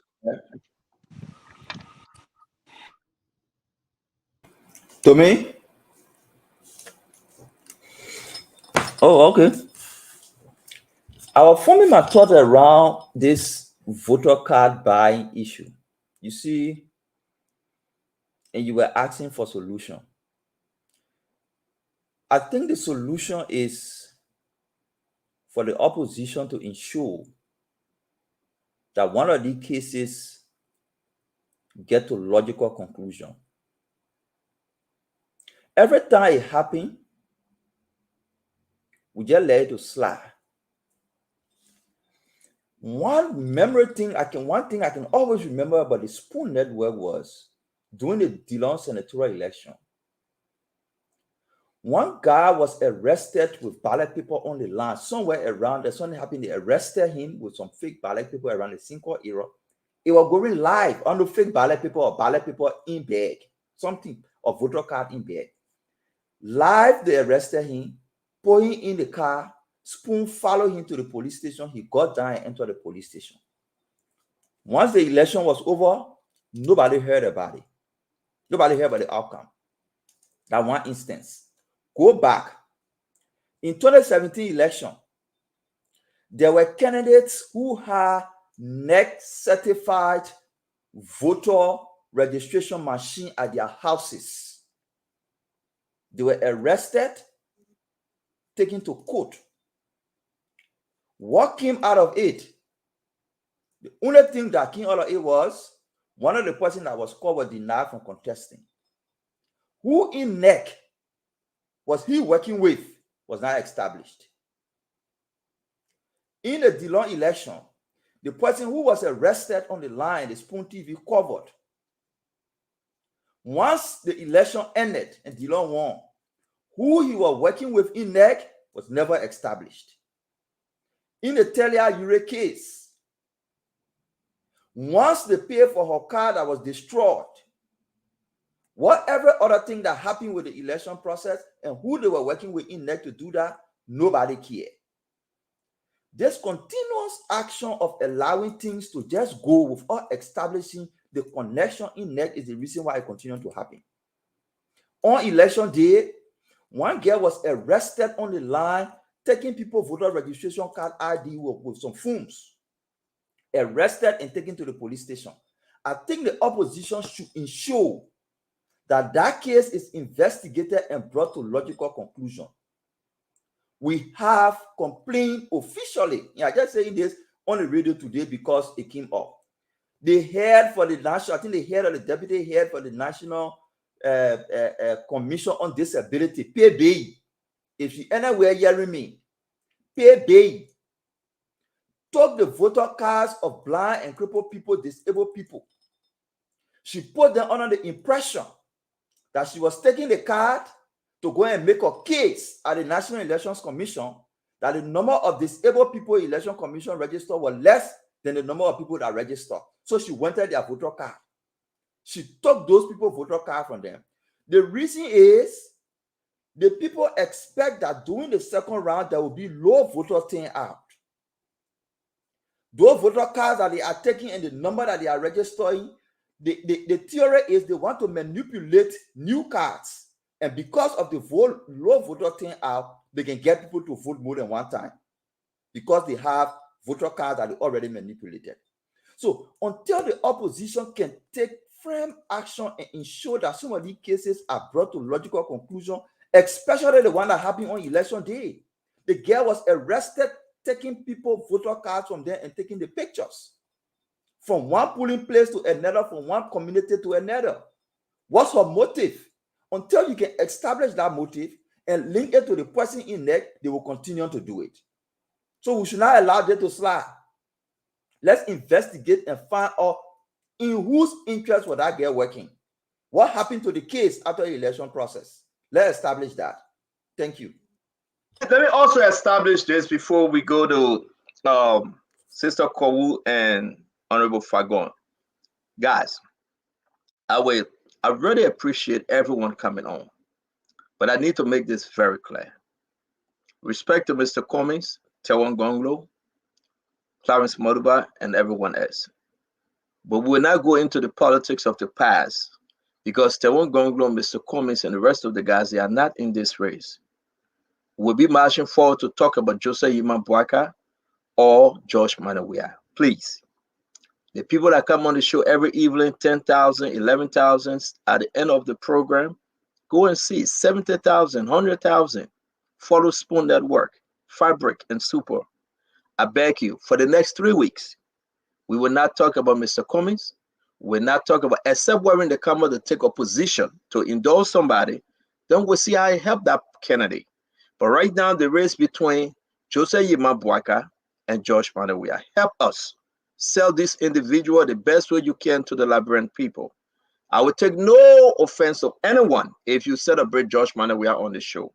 Talk about him all the best way you want to talk about him, or talk about Mr. Bwaka the best way you want to talk about Bwaka. But with all due respect to the candidate that didn't make it to the second round, we will not discuss them. That is to say, we'll be wasting our energy and the Liberian people precious time. Thank you for understanding this as we move forward. Sister Kowu, you have your 2 minutes. We'll be bringing in Abraham Darius DeLong and to speak on the issue about Montserrado and the way forward for the rescue train in this second round. Sister Kowu. Thank you. So you want me to go now because you not go all right, stay passing over me. Sister Kowu, only me know how to deal with Fago. Speak, then from there we'll go to him. Okay? Thank you, CEO. You know, that's a very brilliant suggestion. Let's focus on those who are in the race, except when we refer to the support of those other people. But again, I just want us to know that going back to the speech that was Standard Bearer made today, the political leader, the future president, he didn't just make a speech. He made a speech that he has a history with. He's a man of inclusion. If anyone knows him well or followed him when he was vice president, you will know for 12 years, his chief of office staff, Sam Steve Kuya, came from the CDC, a founding member of the CDC. It did not stop him from hiring him, knowing his competence.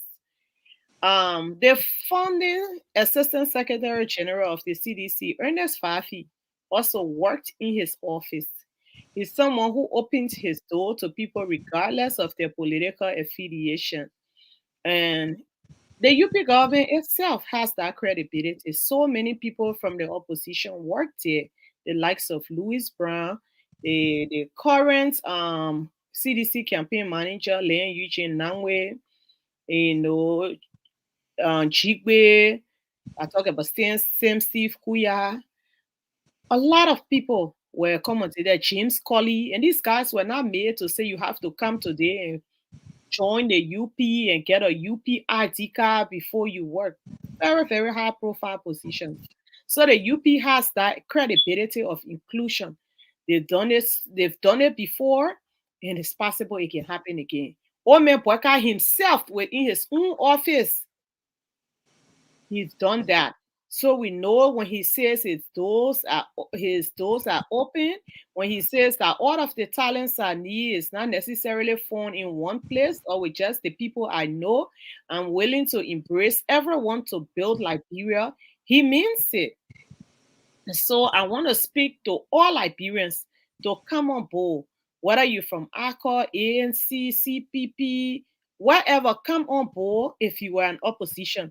You cannot claim to have been an opposition for 5 years, 6 years, and at this crucial moment in 3 weeks, you start to say you prefer the government you oppose simply because your candidate did not make it to the final, or because someone teased you in the opposition before. This will be time the government will bring money to purchase political, transactors, and they're just going to transact business with you. They don't have the credibility to include people. They've done business with very qualified people because they're afraid of competition. And, ask the likes of Solonte, Kiatama, their own friend there. But in the UP, there are so many qualified people. And we're still opening doors for more qualified people. We are not afraid of competition. We embrace talents from all across our country geographically. So I want you to know that when he said the things he said, he meant it. And there are some people out there saying, oh, our own co-panelist, I'm sorry he's not here today. Posted on his page that Jeru Gibson, 12 years for 6 years. Where you got 12 years? Joe Boyka has never been president for a day before. Yes, he was vice president for 12 years, but the board did not stop with him. This is the time that the board is going to stop with him for the first time, where he takes absolute authority over everything that happens under his watch, where he has the ability to do the things he wants to do that the Constitution allows. So let's give him this opportunity. This, for the first time, you have 6 years of a WIA-led government. You've never had a Boyka-led government. Never had that opportunity. Let's support him. Thank you very much. My brother, after Fagon, we call Sano Dazo. We bring in Senator DeLon. And again, I want to say the way forward right now is either you were CDC or you were Unity Party or you just neutral. But we appreciate your input because this is about the election in 3 weeks. The Honorable Eugene Lamin Fagon. Stanton, I start by saying, according to the BBC article today written, and I quote, it says, the president won a runoff in 2017 poll with 61.5% to Mr. Boyka's 38.5%. He got the most votes in the first round of the election, 38.4%. to Mr. Boyka's 28.8%, suggesting that Mr. Boyka fared better in last week's poll. Even the BBC recognized what Abdullah Mambe said. Stanton, Mr. Boyka goes into the second round. Now with computer votes, you take 114,000 people. It's our fault. You went ahead, you stopped ballots in the Southeast. It's our fault. You turn around, you harass people that ran from polling center for which they got to do rerun tomorrow. It's our fault. We take responsibility. In a place where early exit polls show that we're winning you 3-1, we took our eyes off the ball. The next round will be November 7th. At the end of the day, I can assure you that, make no mistake, we're coming. The action of the chief of staff was not against a civilian like me. The action of the chief of staff, gentlemen, was against a member of the joint security, the national spy security chief of our country, Remy Gray, the deputy national security agency boss. That was a recipe for chaos. You, a military man, know you have the military, the paramilitary. I told my team, CP doesn't even respond to me. No, he didn't. It's democracy. But I didn't accuse him. I only said, according to the report, he walked out of the meeting. And number two, he said, until the final result is announced, I will not put the military on the street to intimidate my people. And yes, he was right. And you see the Liberian people hailing him as a hero. And let Stanton know this. Stanton, that's not bad thing I said. What I said was the military was not willing to come on the street. Nothing happened. And then I announced the result. Why y'all wanted to put army people on the street? Then, to mess it up, Dwalu, this man who owns a radio station goes there and says the military is not fair. The military is partisan. The military is sacking Soyo. And that policeman, and that security man, and that member of the joint security. But Colonel Gray and Dwalu are also that, and they will tell you, if you are a member of the security, they always have a head in the security, even in the army or whatsoever. The joint security dealt with their own immigrant. They dealt with their own. They didn't bother with civilians like me. They collected their own man, they locking up. Nothing wrong with it. Because he was causing problem. To the issue of those going in the community and buying votes, Stanton, or taking people picture, or taking people card and taking the numbers of it. Stanton, there were reports, visible reports, where people said that they went to vote and they told them they had already voted. Gentlemen, am I lying? You didn't hear that? It happened. Thank you, Mambe. They went in a place to go vote with a card. They said they already voted. The woman that Mambe talked about, she was caught on camera. Nothing happened to her. I don't care all those votes, Stanton. But there's last thing I want to say. You know, Stanton, these newspapers do something funny. And please, allow me to say this to you, all due respect. We should carry out to break news before they take a newspaper outside and give it up. It means they print it. But they ain't want to circulate it. Then when we break it, they chunk it to you. And say, yeah, we already had it. You saw a test tent on 2 o'clock today. Why you waste test tent on time? This is the Liberian People Station. We shouldn't break news before you can't talk it. Yeah, it's another news that Jeff broke to us and Stanton put it in the chat room. And I close on this. These people stole our elections, which is criminal. Dwalu, hear me and hear me well. Because Stanton put it in the chat room, we have it. You go and say, you're releasing the people tonight, and you charge them with malfeasance, which means, according to Google, because I want everybody to see it that way, malfeasance is an act that is illegal and causes physical or monetary harm to someone else.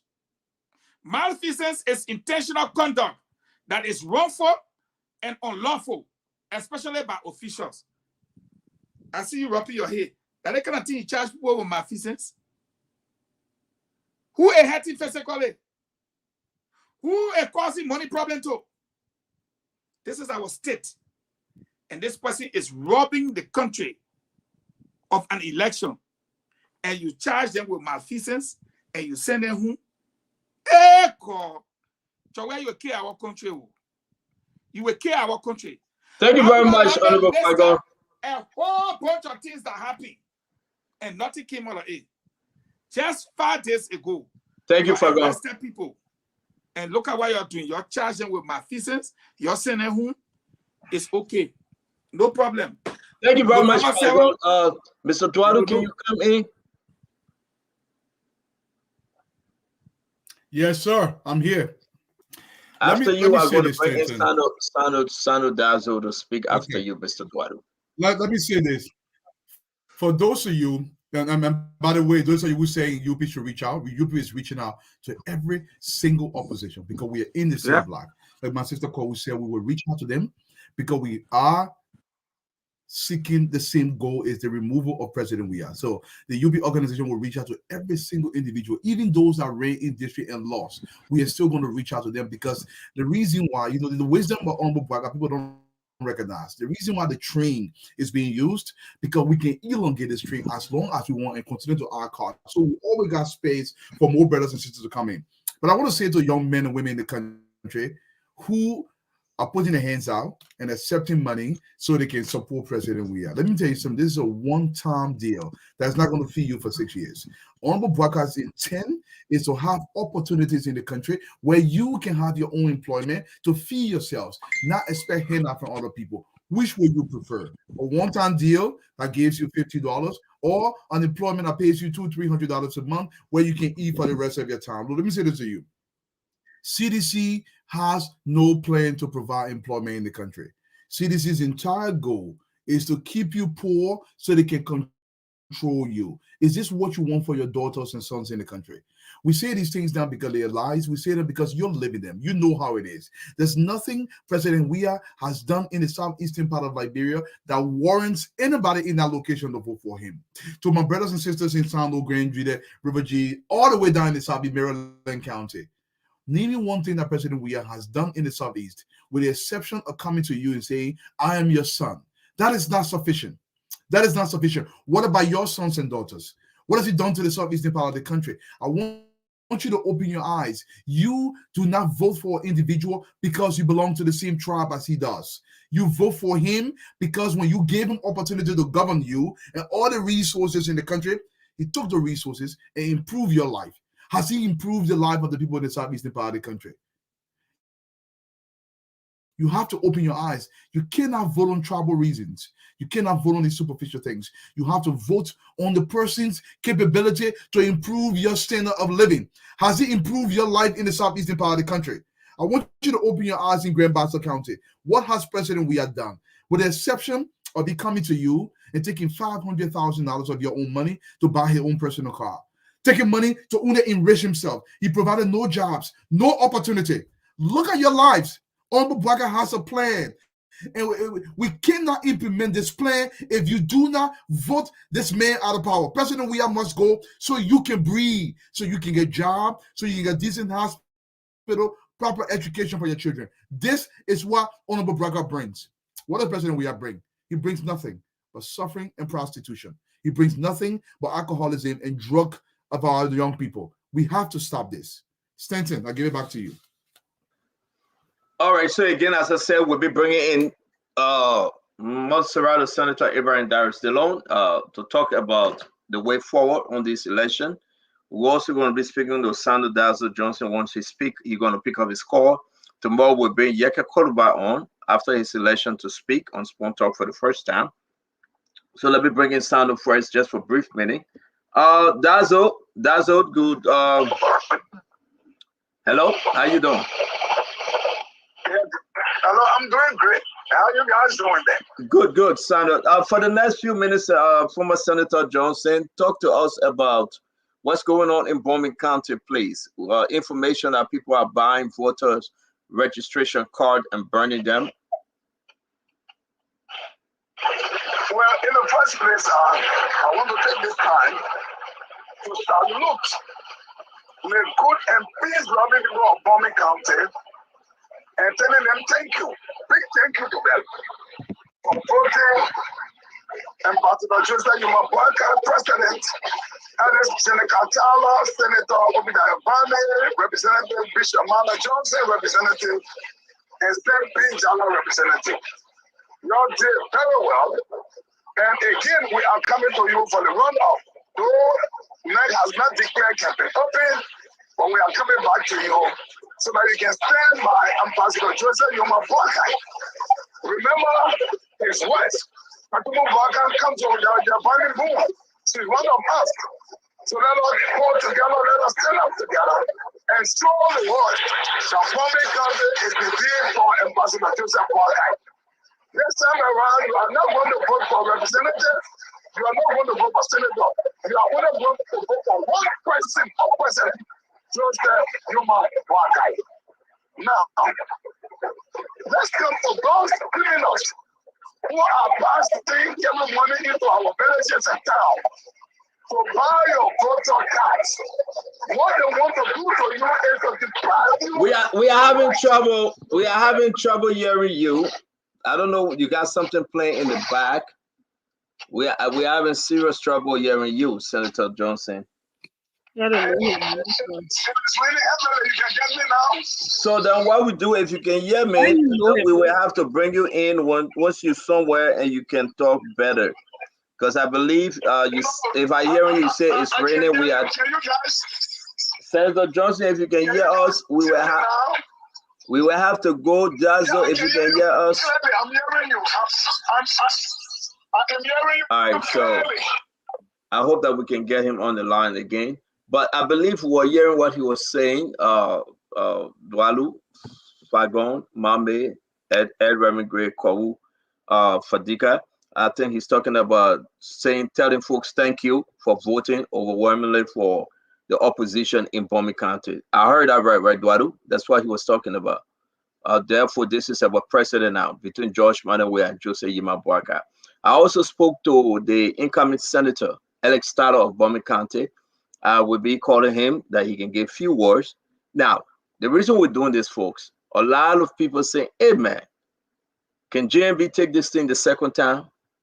Hey, man, can we overcome?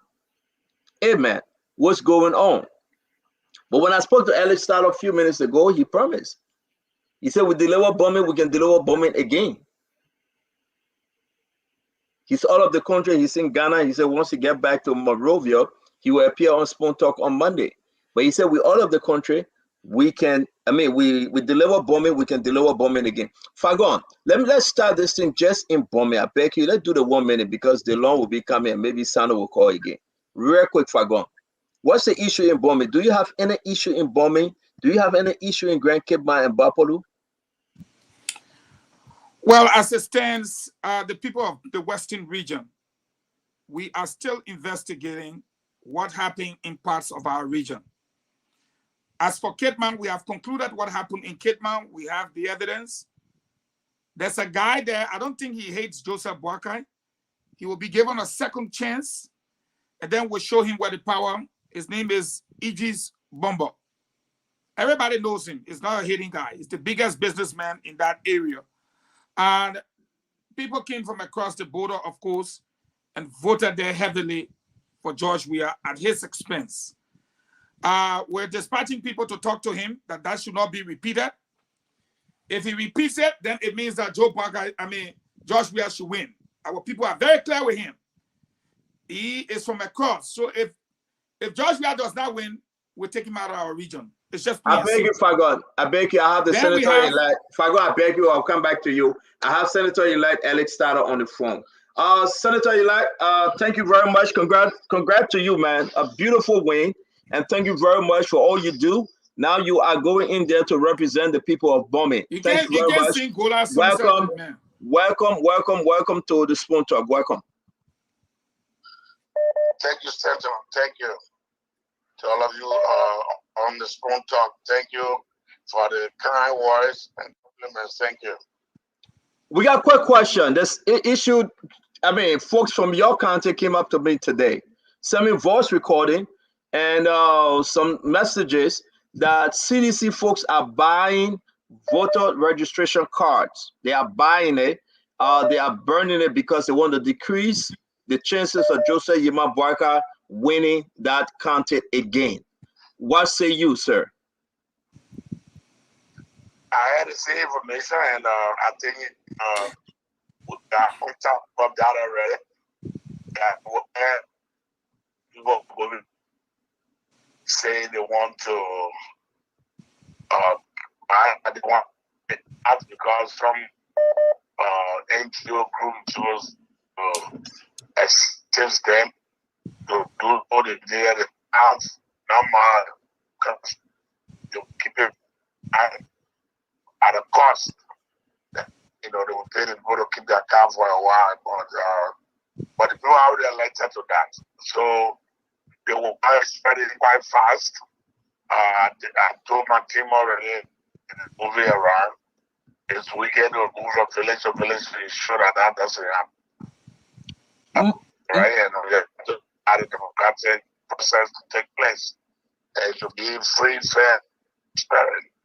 I don't think it's the right thing to do for people to get out there to mislead our people in order to obtain that. Are you concerned that this will be a serious issue for Joseph Yema Boyka?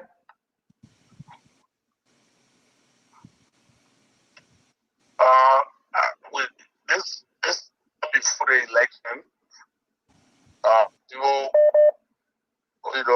contemplating going into their contender strongholds to purchase voter cards, so as to reduce the chances of winning.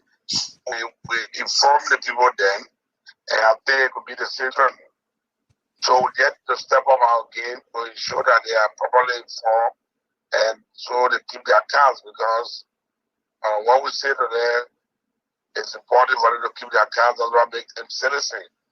They are only Liberian citizens can vote in a Liberian election.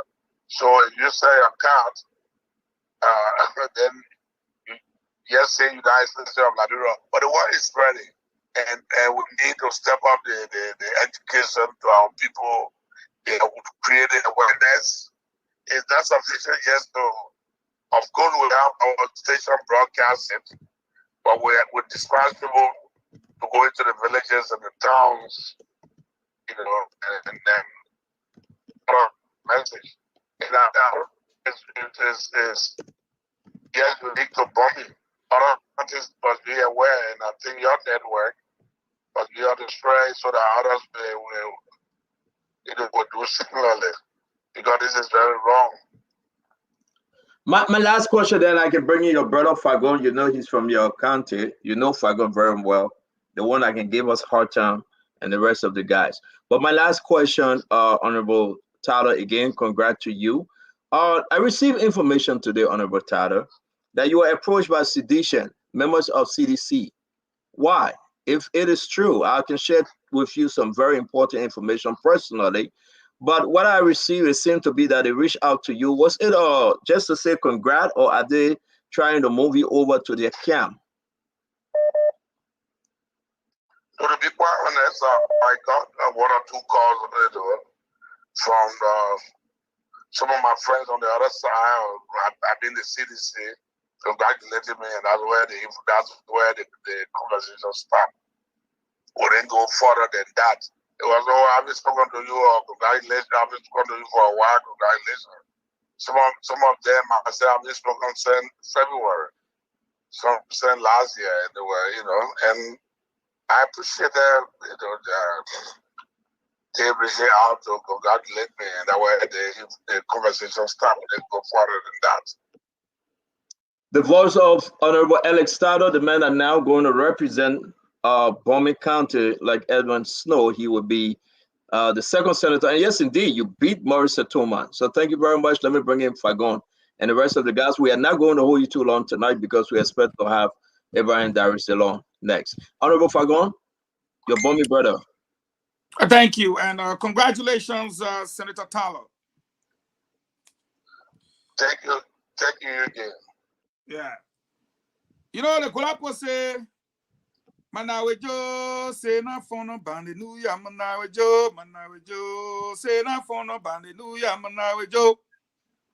Hey, look at Mamle shaking your chair. From that region, we don't take jokes. We don't take joke from that region. And I know Stanton want me to ask you a question. So I will ask you too. The fact that President Weah even attempted in the country to get free votes. To reach you. So what did I said, I even call him and say congrats. Go ahead, Franco. I didn't get the last part of your question. Okay, leave that question as status for that question. Leave it with talk. Let me ask the second one. Can we use Trust FM in a relay situation from about 4 p.m. in the evening? Can we get you to help us with relay? Is that a possibility? Me, I'm begging in the corner. I beg openly. Definitely. It's 8 p.m., not 4 p.m. No, I'm calling your name. Our own thing we ask. Dangeun. Leave it. Let's finish. No problem, Vagon. Once you get them the time, I will discuss it with the folks and we'll see what to do. Thank you very much, Honorable. Thank you very much. Let me bring in Mr. Eduardo. Mr. Eduardo, we have the newly elected senator, our friend Alex Tara.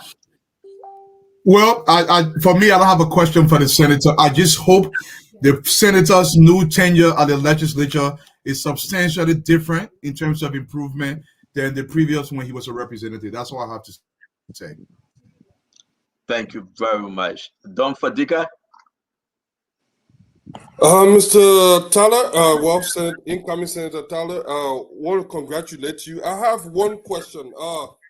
2017, you joined the CDC. Like many people like you guys have to, somehow that relationship went sour. What is some caution? I want you to caution all of those people out there that want to join this stream. This CDC, I want to call them virus, but I will be, because of you, I would just say this CDC madness that we have in the country. I want you to give word of caution to those people. What went wrong? How do they treat people when you join them? Put us in that mind frame. Yeah, okay. Let me be quite clear. I did not join the CDC or the LPDP did not join the coalition for democratic change. The three parties came together and we formed the coalition for democratic change because it was our belief that no one party could go to the election, win the election.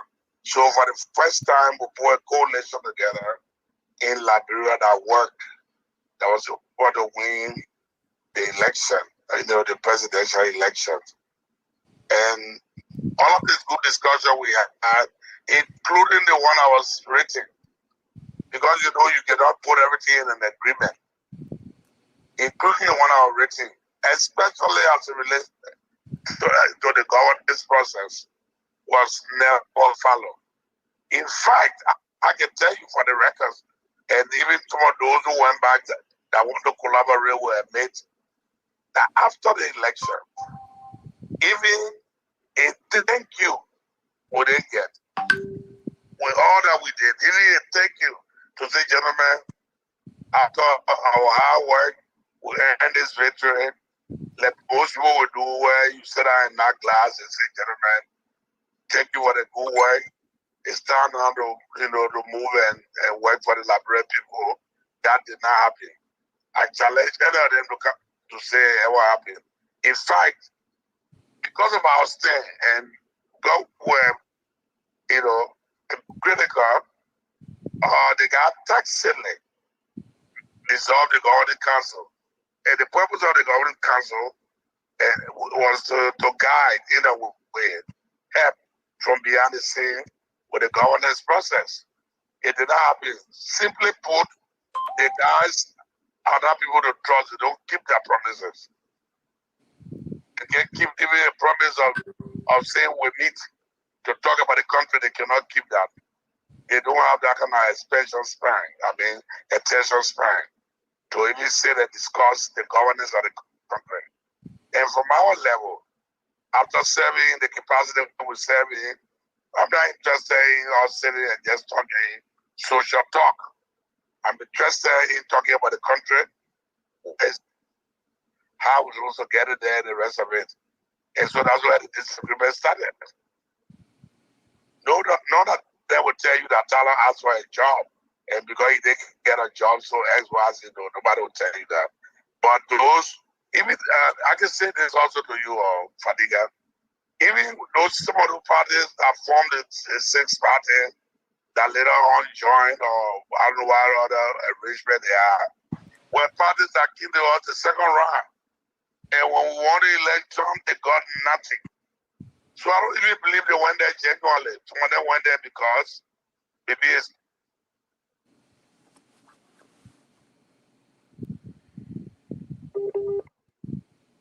So there will be a few more seconds. The senator will be back. Senator-elect. You know. Are you guys listening to this, man? Huh? What you say, Fadiga? Talk to us. You are muted, Fadiga. Oh, are you guys listening to the revelation? Whoever in the right mind that thinking that you're going to this party again for second round, you better think twice. There is nothing there that CDC can offer you. Nothing. So scammer. If you can go into a merge or coalition with other party, and just a few hours later, after you're feeling winning, you have never spoken. Prince Joseph said the same thing. Who in Yes, the go right ahead, mind? Senator. I'm sorry we got interrupted. We got only 3 more folks. We're going to ask you a question, and then we can take leave of you. But it's good to have you, Senator. Please. I said simply put, the guys that are not people to do business with, they can keep a simple gentleman agreement. And so even the people who, intend to work with them now, must watch out if they think they go in there because the guys will keep whatever they wrote down in black and white, they are mistaken. That's not going to work. As soon as they succeed, they will act like they never met with people that didn't know them from anywhere. I mean, they are not gentlemen. I mean, let me be honest with you. They are not people to work with. And like I was saying, some of our disagreement on the governance issue. At our level, we have to discuss where we take the country and how we get it there. Where we want to take the country and how we get it there. Together, sit down and talk football and this and that and the other. I'm not interested in such discussion. And so that's why people don't want to see me around frequently. And so I hope those who want to go there know exactly what they're doing. If they go in there hoping that they go in there to help, that's not going to happen. We had a whole governing council written in our agreement. The function of the governing council and what have you, it was tacitly dissolved because we don't want to hear other people's view and go to meet people like us will speak out, whether you like it or not. Do you think that, let me bring in Ed great guys, one question each because we got Senator DeLong coming in next. Ed? If my memory serves me right, you are saying that you never asked for a job. As far as I know, I think you're one of those who were vehemently rejected at even confirmation hearing based on an appointment. But my What? question is, give me a chance, my brother. My question is, you have been. I can refer to you as Lazarus. You gotta wait. You gotta wait. Let him respond. You gotta wait. Let him respond to your first concern. So you can go ahead, Senator. You like? Yeah. Can you No, reply I'm to not that? done. I just lay a premise. Now, one question. I just lay a premise. Let me rest my question, please. I refer to you as Lazarus. I want to hear it. Hello. Can you repeat what you said as your premise because you want to respond to it, Conor Gray, please? As far as I know, Senator Tyler elect was appointed to a position and probably through confirmation hearing was rejected vehemently. But that's not my question. I just want a rebut statement when you No, say that you never asked for we're gonna that. give the senator a right to respond. Then So you can proceed with your question. Thank you, Colonel Gray. Go ahead, Mr. Tyler. Go ahead, Honorable Tyler. Let me respond to that because Colonel Gray is wrong. Let me respond to that. I was appointed on the ArcelorMittal board. That appointment came out by, I think, if I'm not mistaken, on the 12 o'clock news. By 2 o'clock, I asked Maggie to take it down. That I could not take job and I didn't want job. I wanted job for the FPDB folks and not me. So I was never rejected at a confirmation hearing. I was appointed on the ArcelorMittal board. I rejected it. You can call Nathaniel McGinn. He has that message. I say you on text messages. It's on his phone. So that premise is false. It's wrong. That's not true. Thank you very much, sir. so I'll take it as a grain of salt. But my question to you, you have been given another reincarnation opportunity to redeem your name, Senator-elect Tyler. What would you do differently? Because in your last life, you are noted to be corruption King Kong. Tell us what you're going to do differently this time. You know, quite frankly, people in our class, the intellectual class, when you hear something or you read something, go beyond what you have read. That was just politics, because our object.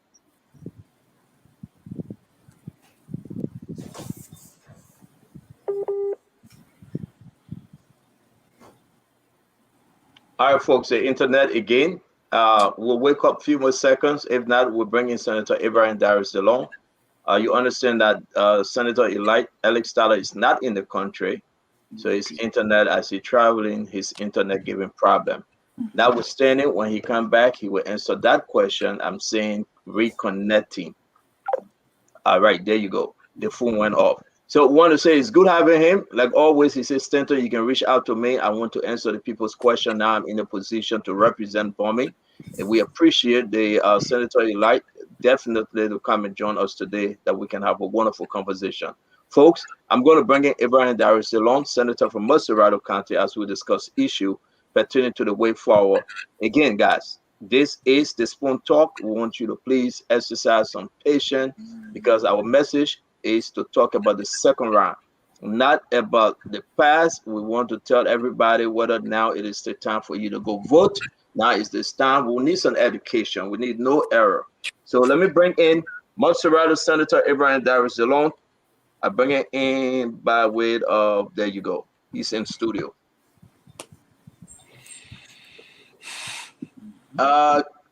Senator DeLon, Montserrat Senator, welcome to the Spoon Talk again. We're glad to have you. Let's have a wonderful evening conversation, sir. Thank you, Stanton. And I hope my audio is clear enough and my video is good. You are just fine, sir, as always. Thank you. Let me say good evening to your panelists there in America, and good day wherever your viewers are, and good evening in Liberia. I'm happy to be here. What brought you in today, Senator DeLong? What brought you in today, sir? I came to say thank you. On behalf of the rescue mission, the leader has spoken. Ambassador Joseph Nima Bwaka has spoken today.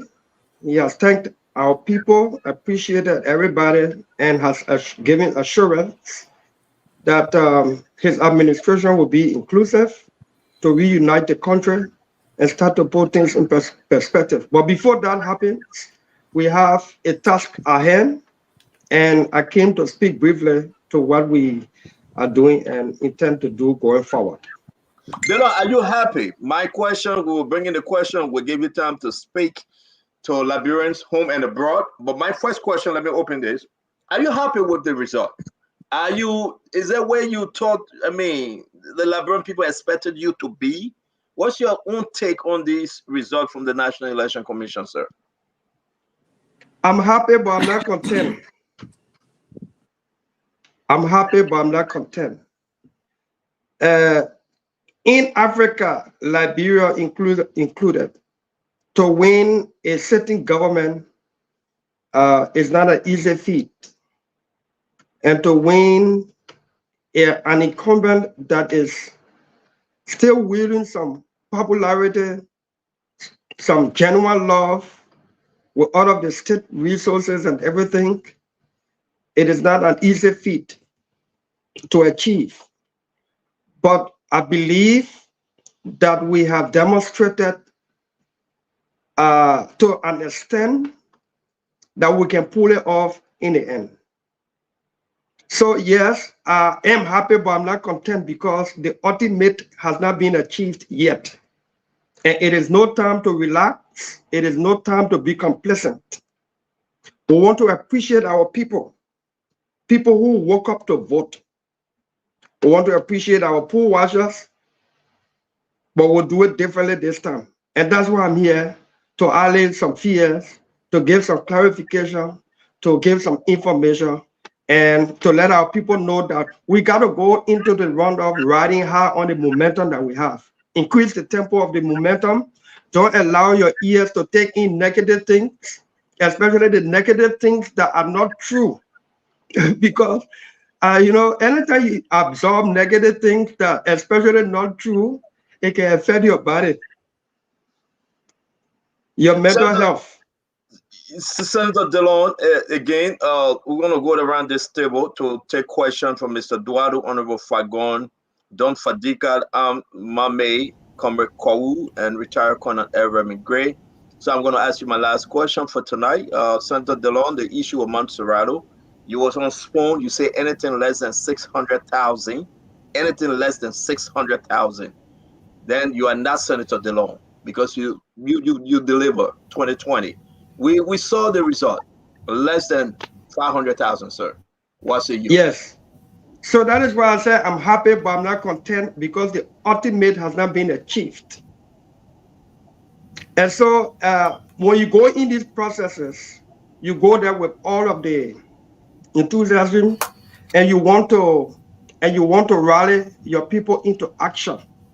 And you give them a target. You have a target to meet. And if you fall short, you go back in the room, you do your SWOT analysis, you determine where your strength, your weakness, your opportunity, and your threats are, and then it can inform your forward movement. Yes, we did not meet our target. We have an opportunity that we can even do it better and achieve it. So yes, I'm happy, but I'm not content until we can finally deliver the country, including Montserrat County. But I must say, this is the first time since 2005 for a party in opposition, or let's say any other party apart from CDC. This is the first time since 2005 for a political party other than CDC to win the presidential ballot in Montserrat County. For me, it is a huge victory, and it is that kind of momentum that you want to take into the runoff. When you can dislodge the ruling party from its strongest hold. Montserrat has always been a reason why George Weah has been a factor in our national politics. For us to take it from him while he's seated as president, it is a fulfillment of a promise to our people. We did not meet the target in terms of the number, true, but we won the county. Now, some of the distractions that were in the first round won't be in the second round.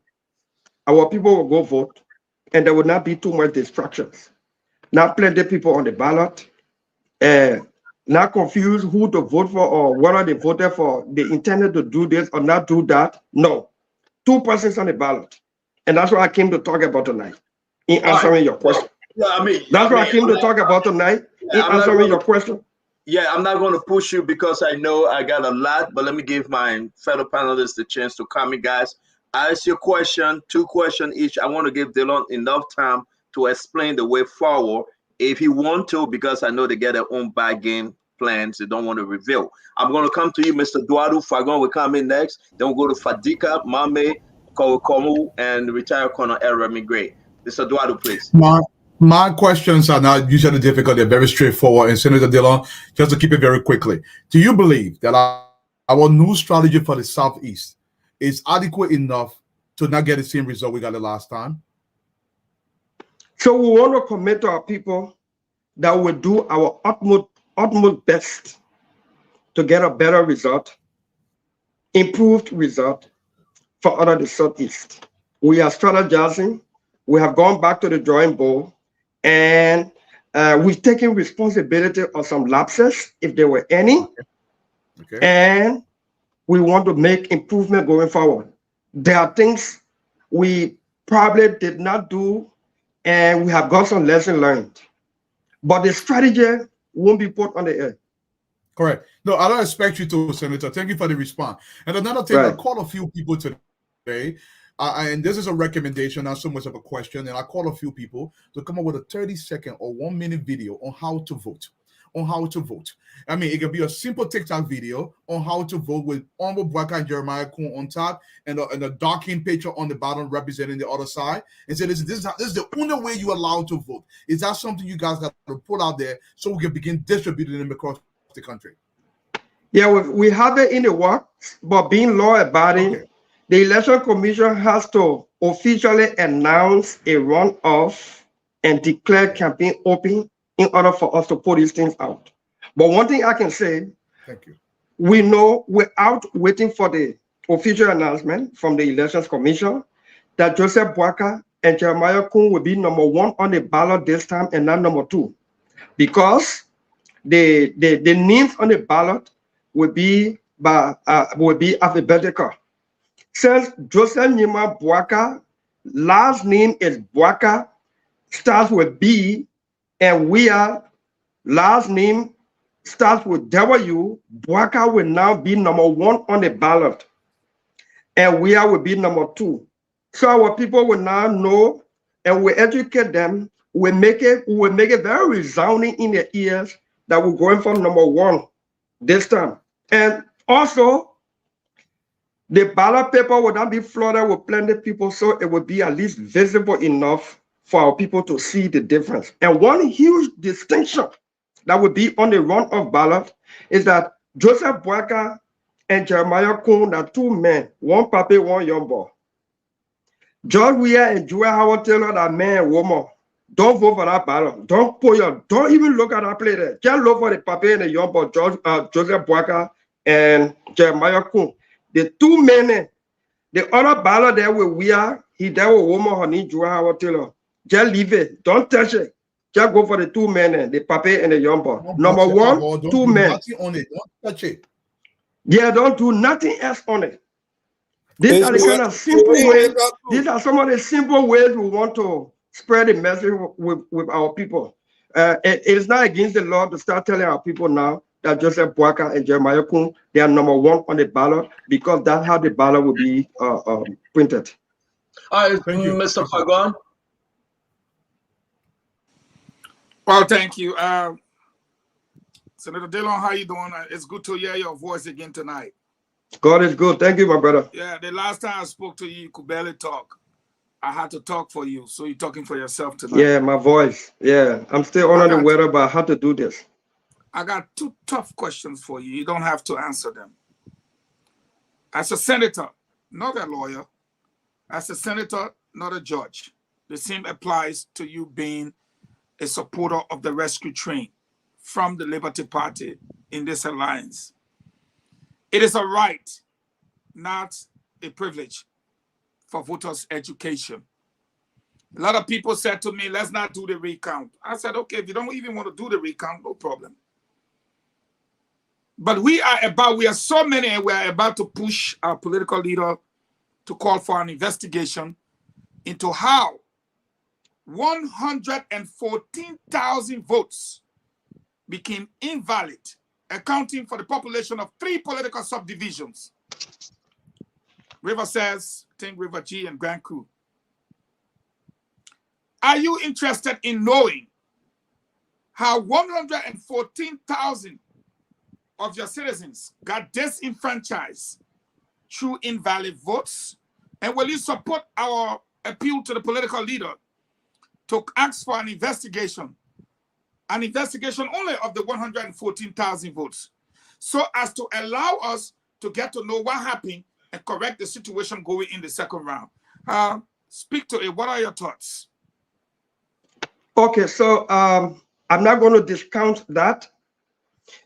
Let me be clear, as a leader, as one of the leaders of this rescue mission, we will not carry our feelings to the court or before the Elections Commission.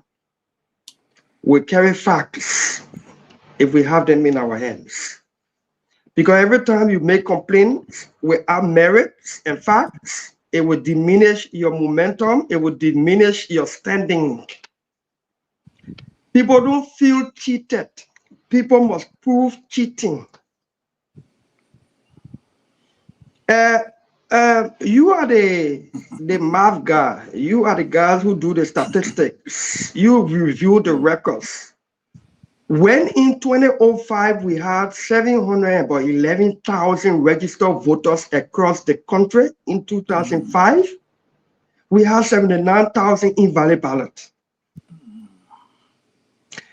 In 2017 we had 1.7 million plus registered voters. We had about 90,000 invalid ballots. Don't forget, in 2023, we have 2.4 million registered voters. Now, is it a good thing to have high rate of invalid ballot?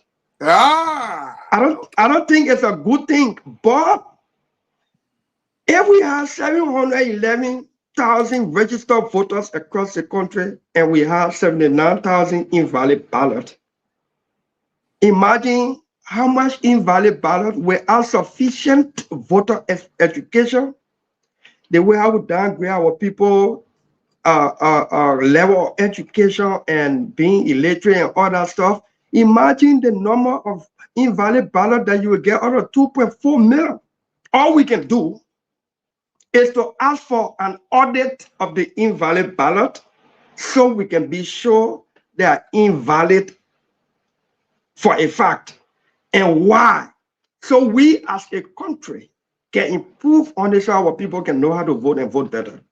But for me to sit either in the privacy or anywhere or on the public space and feel that the invalid ballot were done purposely against us, I think it would be unfair to our own leadership and integrity and honesty to our own people. We can call for audit of the invalid ballot, and then we can find out the reason why, and then we as a country can improve on it. We have a responsibility too, as the political institutions, to educate our people. Where Elections Commission will fail to do its work, well, it is the country and the people that should benefit from the election result through political institutions or independent people. So we too have a role for voter education. And that is why, for instance, I just did something rare in keeping with voter education. Number one on the ballot runoff, man, Joseph Boaka and Jeremiah Kun, Pape and Young Boy are two men, and a voter education, simple way to help our people to know where to put a vote and how to mark the ballot, those kind of things. So in short, Fagon, we have similar concern, but let's approach it from a holistic standpoint and from an objective leadership standpoint. We can call for audit of the invalid ballot to know how and why, and then we as a country can improve on it so that our people can know how to vote better. But if you look at from 2005 and the increase in the voting population, the invalid ballot number makes sense to me for statistics, but we can improve on it so it can reduce. That's it. That's how I want to answer you on that.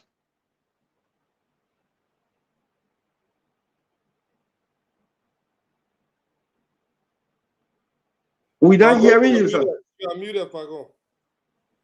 Thank you for the explanation, but I will ask you the same question for the purpose of clarity in a different way to make sense to the many people listening to us. Senator Dillon, you catalog the events.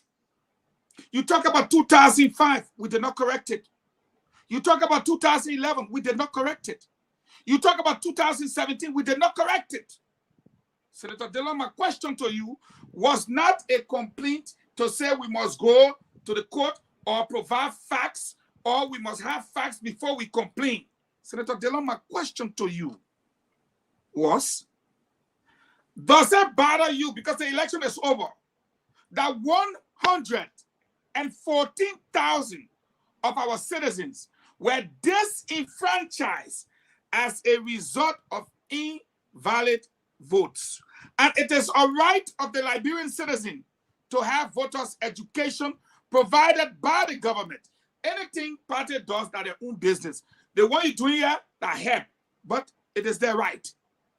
And 114,000 of them just got disenfranchised. You call for an audit. I misspoke maybe by using investigation.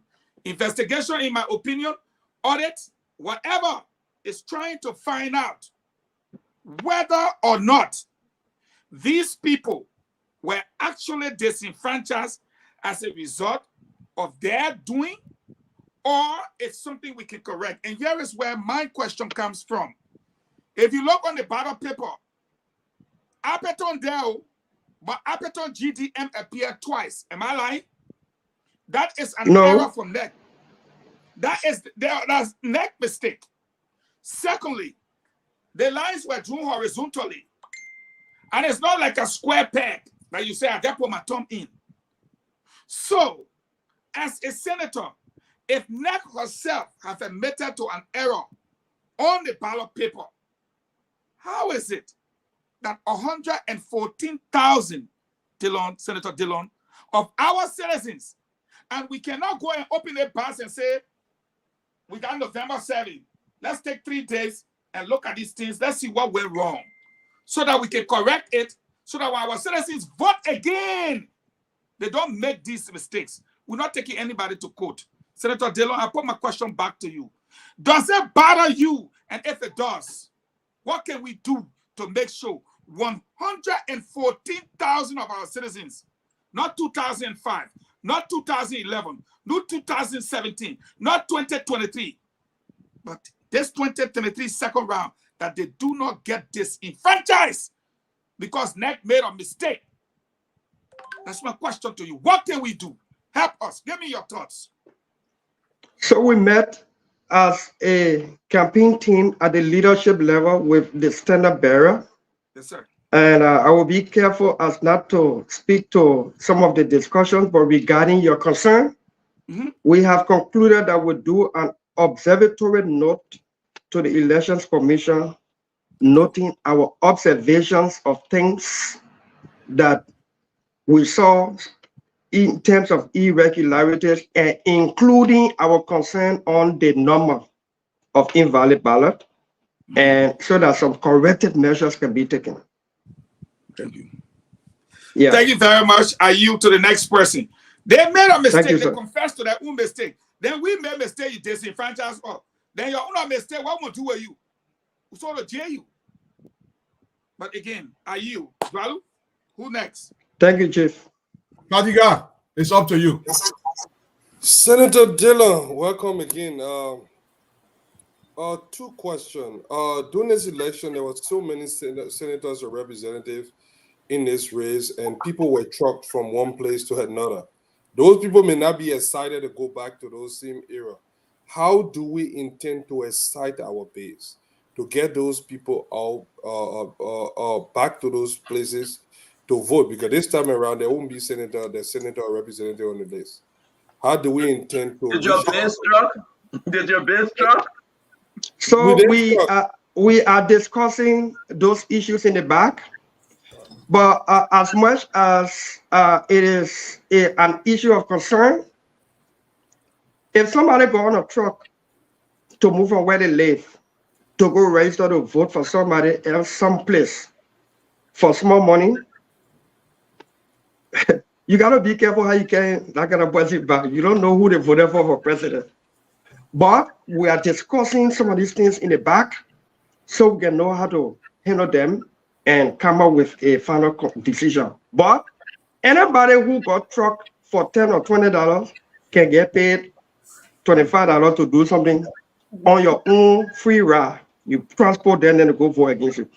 The fact that somebody go on a truck, commercialize their vote, you can't trust them. But we're discussing in the back to come up with the best solution in that direction. And that's much I can say in our life.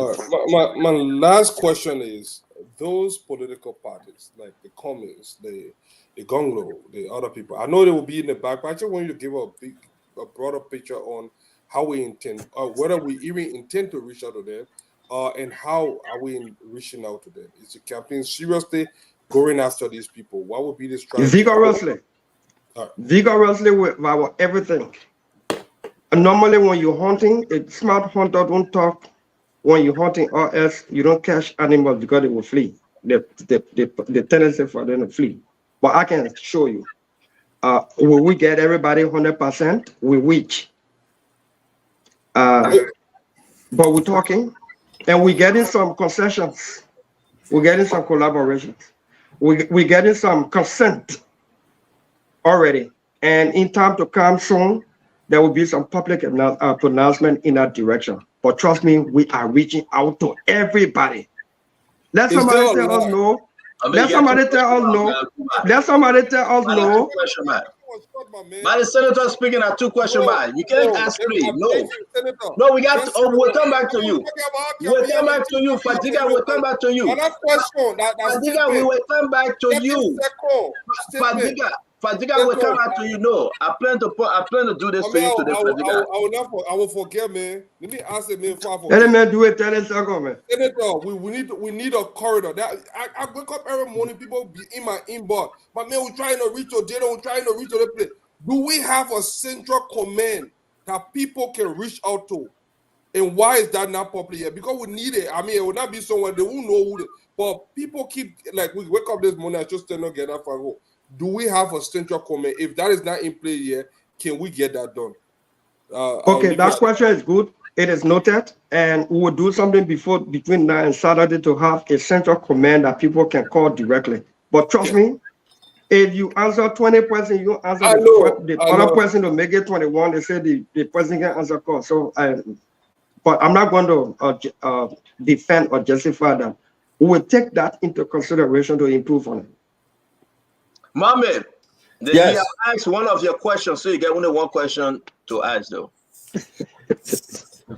Senator, somebody was arrested on election day, scanning people voter registration cards. The theory we're getting behind that is CDC is using the voter registration numbers to produce different voter cards because they expect low voter turnout in the second round, so that they can have their people to vote more than one time. What are we doing to ensure that that case comes to logical conclusion, so we understand the factors and the people behind those people in the field? What action are we taking or we intend to take? One of the first steps we're taking is to make the case, because during the runoff, you will have 2 poll watchers in the room at the time, CDC and UP, 2. So the room won't be flooded with plenty of poll watchers from 20 political parties or contestants. That means the distance between the poll watchers and the election officer desk, where somebody bringing his ID card, will demand that every voter that enters the room will show their ID card to the poll watchers so they can match it with the final voter roll copies in their hand. That wasn't done to a great extent or great deal during the first round because the rooms were crowded. The man entered the place, he showed an ID card to the NEC officer, they look on the sheet, call the name, and the poll watchers did not have the opportunity to see the ID card themselves to verify it with the copies of the final voter roll. We're going to ensure that this time, even if Joseph Boakai himself entered the room, known as he is, his ID card must be seen by the CDC pool washer. If George Weah entered the room as president and popularly known as he is, his voter ID card must be seen by the UP pool washer in that room and verified on the carpet of the final voter roll. And so he can match the numbers and the picture on the ID before the person vote. If CDC is doing switching of cards, if NEC finish doing the final voter roll and already in our possession, and NEC take Darius Dillon ID card, the number, everything, and put Amula Mame picture on it, you will have all the information about Darius Dillon and even his voter ID number on that ID, but the picture will not be the same unless it is an identical twin. So if the pool washer is allowed to see the ID card to match the photo on it and the information on it, there is sufficient improvement room that nobody can do anything otherwise. Thank you. Thank you. Go ahead, ma. Yes, good evening, Honorable Senator DeLong. And I just want to say thank you for the hard work, for rallying the base in Montserrat. I know your work went beyond borders, but specifically in Montserrat for rallying the base. We are very proud to have won Montserrat, to have dislodged the ruling party. It was a battle in the last 2 days of receiving results, but it came down to it. And we dislodged some powerful seats in Montserrat when it comes to the ruling party, district number 8. The general was dislodged by a rescue missionary. So it speaks to the work that you did in Montserrat along with the entire campaign team. And I just want to applaud you on that. We may not have reached 600,000, but with better voter education and with all the mechanisms we're putting in place, I'm very, very positive that we're going to do that because vibes don't lie. We saw the vibes on the street. We saw you lock down the freeway when we closed the campaign. Those vibes are real. And I just want to ask you again, I make an appeal, but ask you again, are we going to have that kind of voter hyping in the city, in Montserrat, district to district, to gather our people and give them faith in the system to come out and complete the work they've done? We started this thing. We're in it. We add new strategies, improved strategies. We'll do some things that we did to hype our base, to improve the momentum, increase the momentum, and we add other strategies as in other kind of engagements that we already begun. But I want to thank you for appreciating, and all of you for appreciating our effort. We take humble pride in the victory that we acquired in Montserrat County. But the victory is for the people, is because of the people. If you are moving as a leader and nobody behind you, you're moving alone. If you're moving as a leader and you're inspiring people to come along, you are a leader. I just want to thank the people of Montserrat County for believing in our message, in our leadership. It's not an easy feat to win an incumbent a government, especially in the stronghold. I want to repeat this thing.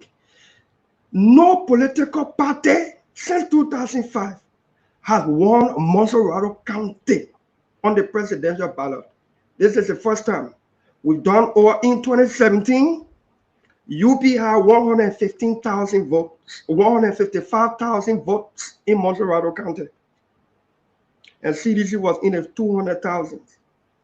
In 2023, with our collective effort, we've taken it to 322,000 votes already. We will do everything to increase that number in the runoff. In 2017, UP got 9% of the votes in Grand Bassa County. In 2023, with all the wahala with Liberty Party and their base in Grand Bassa County, with our young sister Charlene on another ballot as running mate and daughter of the county. But the county went with the rescue mother and us. And we took UP now from 9% from 2017 to 34%. Normally are set now on the ballot and all the other challenges. Now in this runoff, there will be no daughter of the county on the ticket with some distractions here and there. We'll be focused. And we are engaging stakeholders of the county. While I am not playing hero in Monserrato because I am not, I will also be in the trenches along with the rescue mother in Grand Bassa County as a son and stakeholder of that county to increase the vote and possibly win Grand Bassa County in this runoff. All right, Dado, thank you very much. Let me bring in Ed Remy Gray. Before I bring in my brother Ed, I'm going to take one question from him, Dado. Let's try to shake this thing up. Let's be fair to our fellow Liberians, Dado. Yes, sir. It's important. We have folks calling us, sending me voice recording that you guys didn't pay them, the pool washers. I'm saying you guys because you have the Monserrato team. And the first group of folks that reached out to me, District 16, District 9, District 3 this morning. I reached out to Mo Ali and others. I sent a recording to them. One person told me that they were in dereliction of duty. Another person told me that, well, I think we paid them. And when I asked how much was agreed upon to pay them, the lady said, well, they gave us something to eat and now they are including it in our pay. Delon, we raised money here on Spoon Talk. It may not be enough, but at least it help. Well, all your people pay, all your poor washers in the entire country. Do you know now they are listening to you? You guys pay them the agreed amount fully? So I said this at the campaign headquarters yesterday. Every pool washer across the Republic of Liberia through the national campaign headed by Joseph Nima Bwaka and Jeremiah Kuhn, chaired by Nyomdi Kanga Lawrence, managed by Prince Moyi on the national level, and as vice chair on the national campaign and lead for Monserrato County, I am speaking definitively with authority. All pool washers across the country were provided $20 each, $10 before the pool on the eve, and $10 after the election to get the tally sheets. The campaign provided that through the various structures in the various counties. And I said, if any pool washer did not get $20, let me know, because we know who all we gave the money to. People were saying, oh, Joseph Bwaka broke, their campaign broke, they can't find pool washer money. We provided $20 for each pool washer across the Republic of Liberia. $30 per supervisor and $40 per coordinator across the country. And I speak for the campaign with authority on that. If any of our people in the field responsible to do distribution of the money cause shortfall in the money, I need to know so that such persons can be investigated and the appropriate actions taken.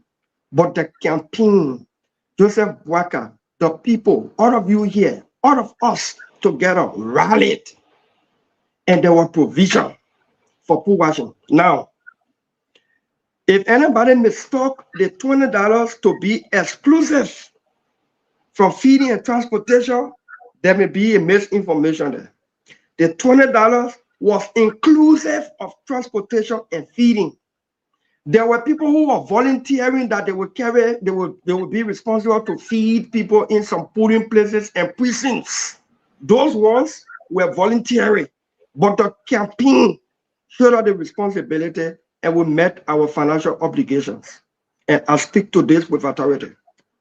Again, I was saying you, I'm going to send you those recordings, Dylan, because I sent it to other folks, you know. I'm not going to dig into it. I believe what you said, and I will take your last portion of this, that the 1,800 that were given to them, they were told that it was for feeding. But I think, if I'm understanding you right, it was feeding and transportation, everything inclusive of the 20,000. In the first place, most of our people said they wanted to volunteer. They country hard. People want volunteer. People want ready to do the work, but they don't have the means to feed themselves and the transportation. And from my strategy for my campaign in 2020, knowing the impossibility of the roles, if the campaign is responsible to cook food and feed people in the various places, if the food don't reach there on time, the campaign gets the headache. So we incorporated the feeding and transportation in the $20. $10 some of that is CDC propaganda. No, $10 before the please. $10 on the eve, $10 after. Any pool washer who did not get $20 in total, let us know and we investigate and correct it. But any pool washer who are coming, please. Any pool washer who got $20 and still thinks up to today that they were supposed to get extra feeding and transportation exclusive of the $20, there's some misinformation right there. It's important that I will back on a great. You were coming, but it's important we are talking Unity Party thing. I'm begging you. Our people out there, they want to hear from Senator DeLong. Though you get green behind you, we'll bring you in. Just hold on 1 minute. I beg you. Senator DeLong. There was a problem, and we're saying this thing openly because we remain transparent, and it is good for us as a people, nation, to believe in you and believe in the rescue mother and JMB as a whole with Jeremiah Kuhn. Did you or your team, the rescue team, you guys ever send guys in the southeastern region, talk to us about the southeastern region. We are receiving information, and I'm about to send it to your message right now, that they felt neglected, believing that where Joe Weah came from, so you'll give it to Joe Weah. Some places there were no one was there. Today, Bon County District 2, I took that recording and all those messages I sent it to Prince Boyi today. They were online waiting for Unity Party pool washer. There were no Unity Party pool washer. Senator DeLong, I sent it to Prince Boyi today. Can you help us? I know you were based in Montserrat, but you were part of the team. You guys dropped the ball in some counties? No, as far as our strategy was concerned, we did not. Will we improve on it? Are we doing everything to improve? Yes. But let me tell you what happened. The Unity Party is on the ballot as Unity Party, but this is a rescue mission with some aligning parties. If somebody went in a pool room and did not see somebody in the room with a Unity Party tag, they came out and said no observer in that room or no pool watcher in that room. But we in alliance with EFFL. You saw EFFL. They were manning the pools for us. You saw MOL, Movement for One Liberia, of which Magdala Cooper is the political leader, her party. If you did not see UP tag on somebody, it did not mean we were not in the room, but there was an MOL. We in collaboration with MDR, the Jeremiah Parkun and Prince Johnson party. If you enter a pool room and did not see, even in Montserrat, it was happening. If you did not see somebody with UP tag, it does not mean we were not in that room because MDR was there. We have pool watchers in these rooms. We will appreciate the effort of our pool watchers who took the day to do the work. We improve on the quality and the rigidity in the runoff. But we have pool watchers who did not abandon those rooms. Yeah, Delon, I beg you guys, it's important because we're going to second round. Forgive me, I beg you, yo. Delon, why you couldn't educate your folks? Why you couldn't tell them? Why you kept this away from them? Because they were looking for unity party. Most of them, they didn't know you have the MOL, the MDR. Who said they see Mandela Cuba MOL in the alliance? They see NDC, National Democratic Coalition. We are talking about Liberians. You guys didn't say it. Because so it was you wanted us to put all of our strategy. No, you can't put every strategy on the radio. You said we were Stanton. No, we can't put you can't put all the strategy on the radio. It's not going to happen. It's not going to happen. You can't put all your critical strategies on the radio. You have alliance of political parties. They too are contributing. If MDR, for instance, is in the room, is the rescue missioner in the room? No, they're not, because I don't know. You didn't tell me about MDR. I don't know. So our job was to get Pooh Washer in our room and protect your votes. And we did as much as we could. Were there some lapses? Probably. Will we improve? Yes. But to say any room was abandoned? No. Let me ask my last question. And I'd say, please go ahead. I'm so happy that you're on this show tonight. That your drama thing when I went to them. Yeah, it's the question that people asking on this live feed. So I want to have it. Why is it you have everybody in the room? Why didn't we, as they say, and the people around me, they say, so why didn't we get our talent sheet so that we can do our result before daybreak? That's a question I will come into now, Dylan. Thank you for taking that question. The people asking the question. No, I'll take it. The people question, Dylan. Why it took 2 weeks? Let me make it good. Let me make it good, Dylan. Let me make it good. I beg you. And seriously. Dramatize it. But we gotta be fair to our people, Dylan. Dramatize it. I'll answer you. The whole thing about the RT thing coming from Ghana, this other person here and there, the title sheet not coming in till 10 days, and also the cell phone that was bought and brought into the country when they hit the airport, all the cell phone went dead. It wasn't operating. Be truthful to us tonight, man. I'm not saying. Are you suggesting that I'm saying otherwise? No, I'm speaking like in my mood right now. Be truthful. No, you're drama. Yeah, you want to dramatize now. This time, not time to dramatize. It's time. Why the cell phone didn't work? Why are we talking about waiting after 10 days to get the title sheets, DeLong, which was a problem, and people were making mockery all of your RT room that they couldn't even get the title sheets from all over. Why, DeLong? Stand up. We have a data room. When I came out to show sample and some of our tally sheets, it was to demonstrate to our people that our data room is working. If anybody expects us to get all the tally sheets from across the country and come on Broad Street and display it, that's immaturity. We can't do that. Even in the prosecution of a crime, you only carry some of the FOC to the court to display as evidence. You don't carry the whole consignment. But when we put tally sheet in the bag, what CDC did, they put trash in the bag because they did not have tally sheet. You understand? But I come back to the core issue. Our data room is active. Our data room informed us sufficiently. Mo Ali was on this show when he told you, whenever we saw any issues with NEC numbers, we have a technical committee that will engage NEC, even on our own website, for them to correct it. If they did not, then we'll take the issue publicly. Our data room sufficiently inform us. Are we going to improve? Let me talk about the telephone.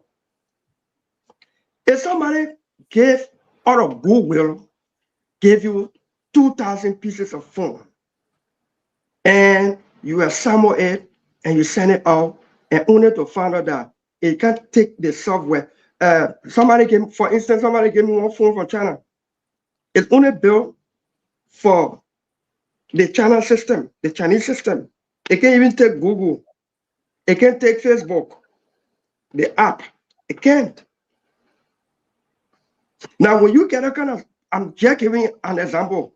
If you get a kind of offer and you didn't know, and on the last day you assemble and to distribute it around and it doesn't work, it's a little setback.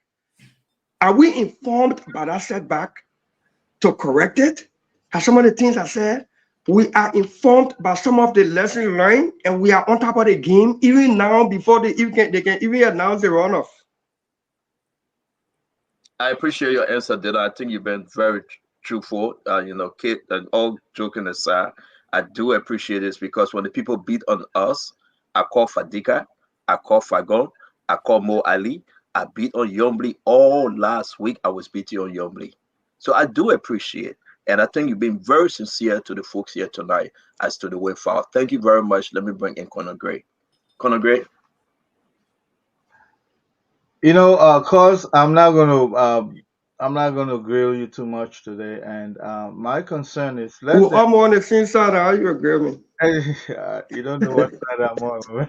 Now I say almost. Less than 3% of Liberians have ever seen a smartphone.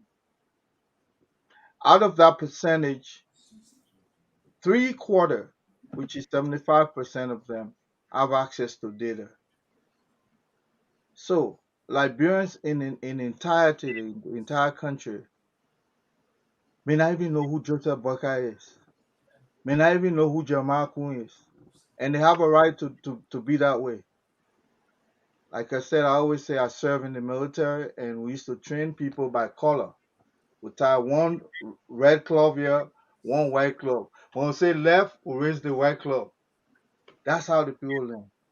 They have struggled, and the time is too short for you to reach everybody to change that symbol to one. Those are the things, in my opinion, that can confuse our voters. If by chance they say we're not doing alphabetical, take 2, are you going to take it? Just for No, this one is not hypothetical. It's not if. That's how it would be. But I said that man are operative. They man are operative. No, but the man asking question. So I ain't got time for that man question, man. You see here, you see the tally here. Mm-hmm. You see the accumulation for the tally here. Mm-hmm. It's from our data room. Our data room inform us about the counts from our tally sheet. This is just one counted, and I can say you all, and I can tell you putting place by putting place the numbers. For instance, our senator here, this is Monserrato County. We got it. It's in our chat room. We share it already. So then, for people to think we don't have a data room that is functional and active, and we don't know what we're doing there, and we don't have tally sheets, we're not waiting for election commission to tell our numbers. We have our numbers for our tally sheet. This is Monserrato County, district by district, polling room by polling room, and then county by county on percentage level. So sometimes when people say, "Oh, how come people like Ableton getting the percentage?" Even our tally sheets and data room inform us. You see it? This is which county here? This on the presidential ballot from our own room. This is an accumulation of the percentage. You see Ableton there? For our own room, you don't want him there? We want him there. You don't want to vote? We want it. But that's why the tally sheets informed. That's why the people voted. Dylan, Yes, thank sir. you extremely well. If you have not chosen a side yet, you're allowed to ask only one question on the spoon talk. Till you can choose a side, you cannot ask more than one question. Let me say this to you before I go to Guadu. I think you guys, in my opinion, didn't do a good job there. We didn't do a good job there. Yes, and on pop, you gave yourself, an increment in terms of the ruling. I mean, an opposition or unity party having from 7%, now they got 30 some more. You say you didn't do a good job there. Given the fact that President Weir was extremely unpopular, in my opinion, but the election result shows otherwise. Now, my question is, what are you going to do differently there? Because I think you did a sluggish job there, considered to JKK, who delivered Nimba. Actually, he met the mandate. But Yombly, So the party that did a very sluggish job in Grand Bassa County, dismally too, a CPP that had a running mate on a presidential ballot. don't. Here's the deal. Because let me answer now. You tell you own No. You love to pivot. You love to pivot. No, I'm answering you because the unit party did not do a good job there. Don't pivot. Don't pivot. Because I'm answering you. Do not pivot. Because I'm answering you. Forget about you answering the question. The question actually is not about CPP. Okay, ask the question again. Me The government answer. here said CPP is not on the ballot anymore. I'm asking you about Unity Party. Why are you pivoting? You love So Unity Party had. I mean, answer you now, Chief.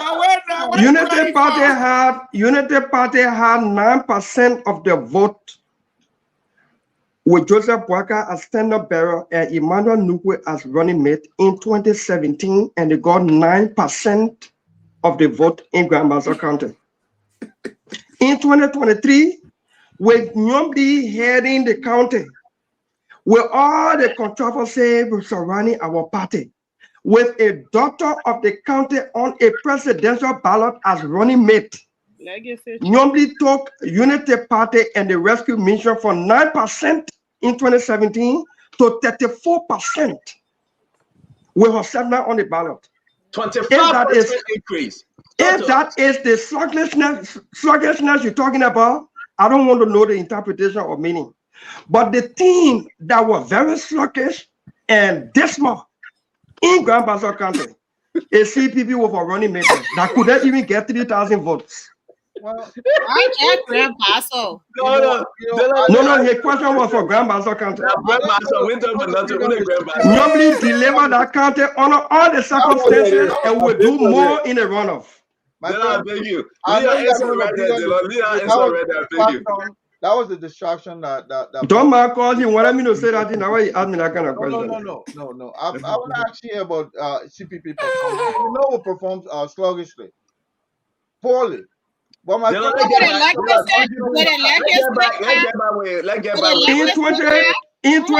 2017, with George Weah on the ballot and Bronsky on the ballot in Grand Bassa County, George Weah got 27% of the vote, when UP got 9% of the vote. Bronsky got 50.2% of the votes in Grand Bassa County in 2017. George Weah had 27% and UP had 9%. This year, 2023, with all the issues we talk about, and with the most vibrant daughter of the county not on the ballot, with some people still in a bad feeling that she's not on the ballot, with her selflessness coming on to say we carry the rescue mission, she took it from 9% to 34%. The people who say they had everything on top of them, they couldn't get 2% of the 0.1% of the ballot.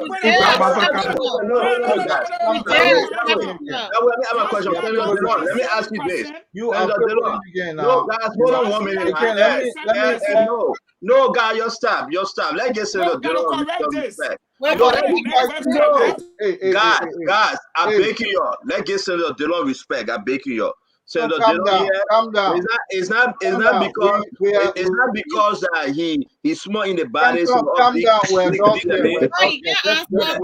but no, let's get messages. Yeah, but we can't talk together. We can't talk together. Point of correction.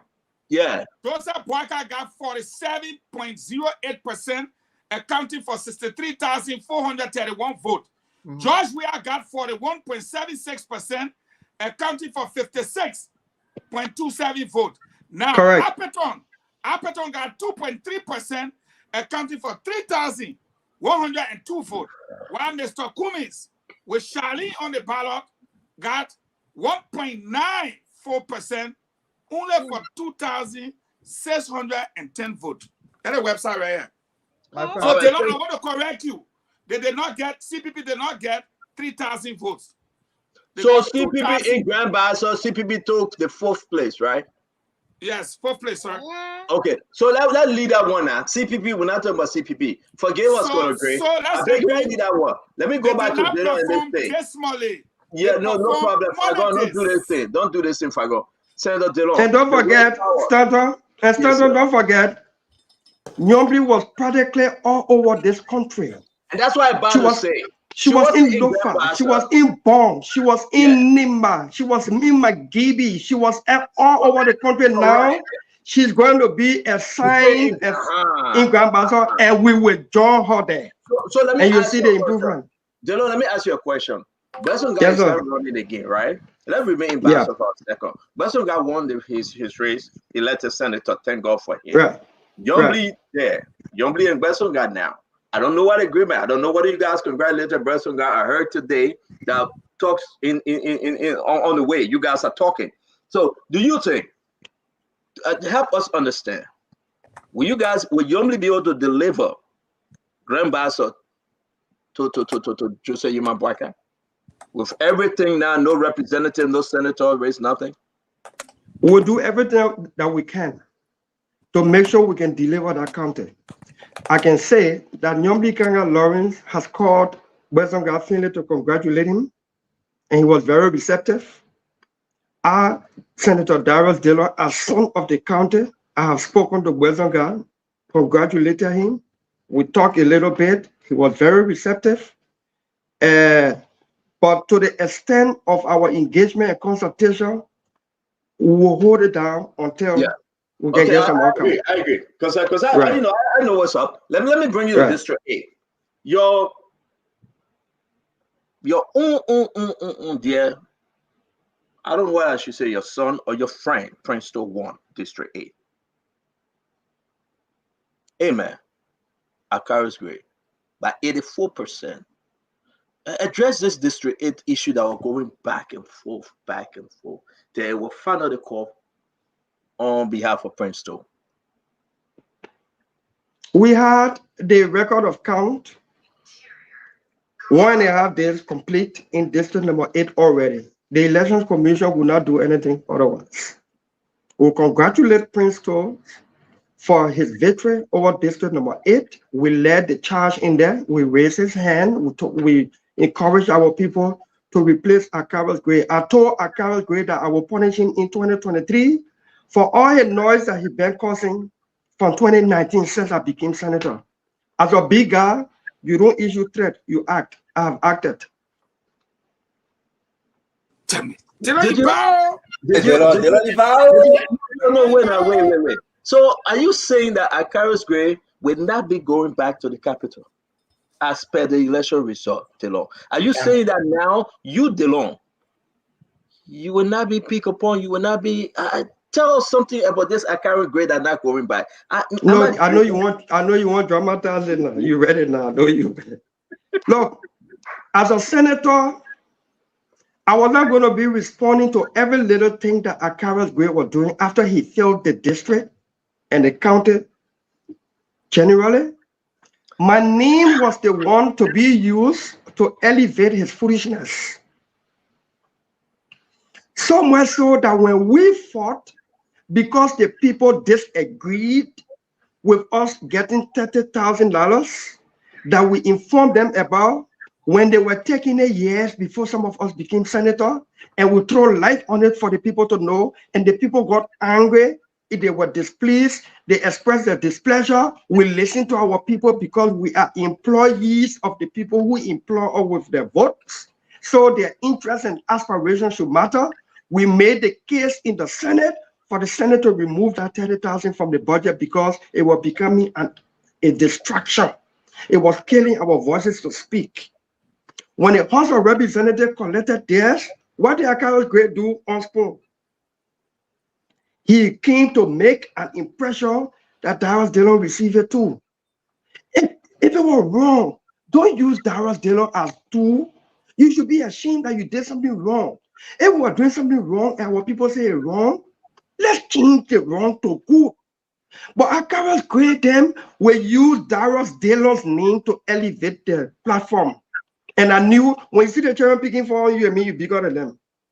And you know, if you have time to punish them, wait for that time. I was simply waiting for that time. Akaris Gray will talk. Akaris Gray will be talking now, but he will be talking from the opposition bench. Solomon George. Well, Solomon George was replaced by Emmanuel Dan, who we believe will be a responsible leader over district number 7. You concern even the speaker, Buffer Chamber, even Buffer Chamber. It was just a matter of time. Wow. So what we did, what the first round has done, when you want to go for the general, clear his lieutenant then from in front of him. We finished clearing most of George Weah lieutenant, and the general is not vulnerable. We went for him in the runoff.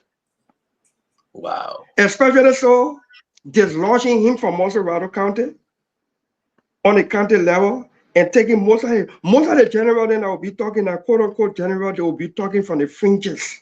No more air in them. We have deflected it. We went for the general, he's vulnerable right now. All of the times I went out there, Delon, you have only, I think, 3 or 4 coming back. All of it because they just confirmed Brian from Maryland. All of the 15 senators, you got 4 coming back, Delon. What say you to the rest of your colleagues that have left you, sir? It's the rate of return. Since 2005, it's the rate of return. Look, until we in majority take our oversight responsibility seriously as the majority, the people will always, and understandably so, the people will always feel that the legislature is useless. Because power is effective when majority speaks. The majority is quick to pass ratification agreements. The majority is quick to pass on budgets. The majority is quick to even clear Samuel 12 for violating rule fund, but where the majority can be to stand up for accountability. If you don't have that, always, every time you go for election, there's a possibility of a low return of people who go for re-election. I could also get affected, who knows? Do you think you find yourself some players coming in that will work along with you and Yumbly and the rest of the good guys? Sometimes these people, we're looking forward. Sometimes people have the tendency of skewing toward the executive, forgetting to know that the people gave you power and turn you so you can be independent and courageous to do your work for them. Some people think satisfying the executive is okay. The executive will control to your authority if you are in majority with courage to stand up and say, this other one won't pass or this other one won't happen because we say no until you change it and do it this way. So, but you see, I carried great and saw all the wrong when they were in opposition, and none of the wrongs changed to right. They were back in the wrongs, and the people were watching. The people are paying them back. The people are paying them back. Do you by surprise say, wow, I never thought that this person wasn't coming back? For example, let me name them. I know I don't want to push you. You think you were like, wow? Look at Milton Terje coming in with No. I thought, look, I'm not trying to play Mr. Big Guy here. Those of you who follow the Senate, I used to tell my colleagues in open session, they judge where you're pleasing that 2 things happening. The very judge where will feel candidates against you if you are not in his party, and your people who send you here, they are watching. Keep pleasing George Weah. You will take pay. I always said that to Francis Pay. I said that many times. I said that many times in open session to Milton Terje, my very good friend. I said that many times to plenty of people. Steve Zago, Cape from yes. You can look that our colleagues. It is painful that some of them didn't make it, but the time to vote, you absent. The time to vote, you there, you abstain. The people watching. Let me tell you something, my brother. It is good sometimes to intervene if you can, humanitarian. But that's not what they put in place for. Jonathan Carter got the highest number of projects in Gambasa County by any politician in the country. His handmark when it comes to project intervening for the people in the counties in the Leeward Pass. No politician in that country beats Jonathan Carter. But the people were listening to the radios, how we were voting. So now your voting record can count. When civil society institution put up report cards for lawmakers and their performance in line with their duties, the people look. The people jot those things, and they wait for the time to grade you too. Wow. Senator, thank you very much. We appreciate your time on Spoon Talk. Again, your last message for your people now. This is second round. No if and a but. Money, money, money. We know that your party, your rescue train got to get back on the feet raising money. What's your final message? We know we're going to have you again, but your message as of tonight, you have we awaken the days. You have spoken truth to them. Listen, poor washer will do better. Getting our tally sheet will do better. Forgive us. We're moving in the new direction to win this thing again. So your message now to them, Dylan, summarize it for your folks. Tomorrow, beginning tomorrow at 2 p.m. up to 5 p.m., I will be sitting at the head of a table to recruit poll watchers, lawyers, teachers, health workers, business people, private sector people. The poll watcher I'm recruiting for Monserrado, 5,000 of them, none of them will get car pay. None of them will be will be looking to us for food. No, let me understand you. You for Monserrado, you will be recruiting them. Beginning tomorrow. Mm-hmm. If you send me your phone number and say, yeah, my phone number by text message, you're wasting your time. I want to see you face to face. We put your name down. We'll do background check, even on your social media page for a few months back to see who are you been, how you been. We want poll watchers in the room who, when they're in the room, even the election officer will know that somebody in that room. Don't try it. Amen. We are going to recruit 5,000 of those people. Beginning tomorrow. Beginning tomorrow, our Senator Darius Dillon of Monserrado County, campaign lead of this county. I'm going to sit behind the desk. Amen. But listen now, at Jacotown, at the UP, at the county campaign headquarters in Jacotown from 2 p.m. to 5 p.m. I'm going to send somebody there. You can send people there to even do live to see what's happening there. Come, yes, come. Okay. We'll take your name, we'll take your number, we'll assign you. If we qualify you finally, we'll assign you to where you register to vote. Because we take your name and your number, and you must be registered to vote, so we can assign you to the. Come on, Emma Kuban, come on, set. We gotta assign you to that. Make that assignment yours immediately. I will talk to Madam Titi. It is important, folks. You see, so when I wanted to make my announcement. You won't let drama. No, you're not making an announcement. I was angry yesterday because Fagon and Fadiga and myself we was so angry, Dylan. Seriously. But you have done something very, very important by coming on the show and making this announcement. Just for Monserrado County alone, you are asking for 5,000. 5,000 yes. And you want I'm going to do 5,000 pool watchers because we need more than 4,500 pool watchers just for Monserrado County. I'm going to recruit 5,000 pool watchers who are self-sufficient, credible enough. Sometimes you can be self-sufficient, but you're not credible. We won't want you. If you're a lawyer and you support this rescue mission and you believe in the forward march of the country, take that day. Because if this country goes in the wrong direction, you may not have clients to benefit from your lawyering profession. If you are a business person, you see the economy drowning and the country declining. If you sit down and allow the country to further degenerate, your business will not thrive. We want educators, we want engineers, we want people of caliber whose presence in a room will send a message. Don't try it. And we are recruiting people who will transport themselves and have the ability to feed themselves. But more importantly, your commitment and your credibility will be scrutinized. No, it's all your need, not we. I'm sorry to say we. Your credibility is all you need. It's all you need. It's all we need. I can't no more, man. It's all we need. But I mean, in the era. Again, I'm not recruiting by text message or WhatsApp. I want to see you vis-a-vis. Yep. Come. Look, we take whole day to campaign under the sun. We take all day to campaign in the rain. Let's take one day, even if that's 24 hours to man the pool so we can get a result.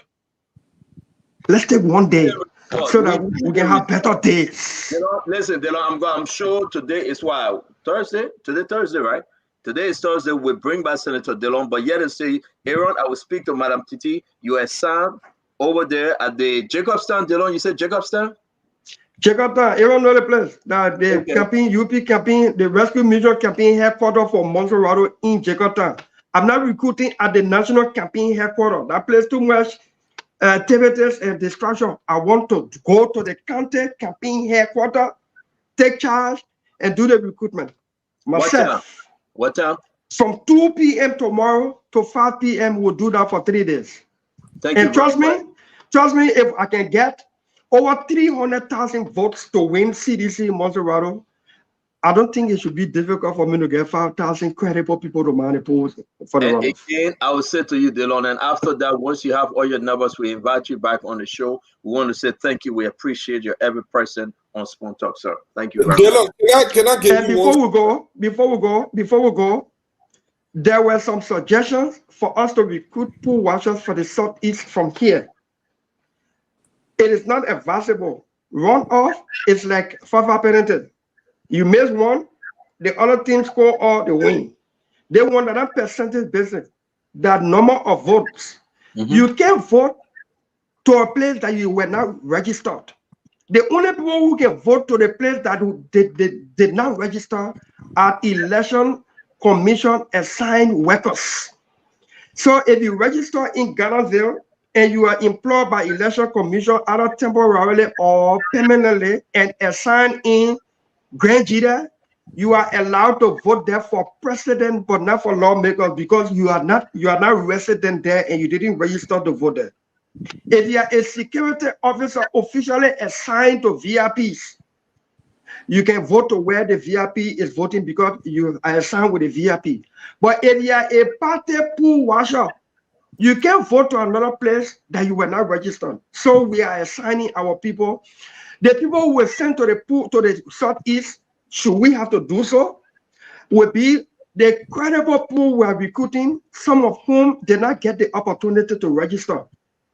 Some people traveled, some people were sick, they could not register for different reasons, but they are available. Those kind of people in that category were sent to other places. But we will recruit our pool watchers and assign them to where they register to vote because every vote counts at this point in time. Dillon, thank you very much. We have to run, folks. Again, 10 more minutes because the next show will be coming up. Dillon, if you come back and you let us know who all assigned to where, like you, Monserrado, Prince Moe, that Bon County, right? Senator Youngby is Grand Bassa, right? Can you send me that text for us to share it that people can reach out to the Southeast, and Boto Kane, Papolo, Sando Johnson, and Ellis Tyler, Bombing. James Bonner is in Maryland, though. What about Sando, Grand Crew, River G? Who has Sando? Yeah, so we did it like a region, but this time we're splitting the county by county. We're not joining it. That is why I said some of our strategy now for the radio. No, just an individual name if you want to send it to me, because maybe folks want to reach out to them. But if I start calling the individual names, any years the citizen get budget for reaching out. Yeah, no, I know. They started reaching out already. We trust our people, even though. Yeah.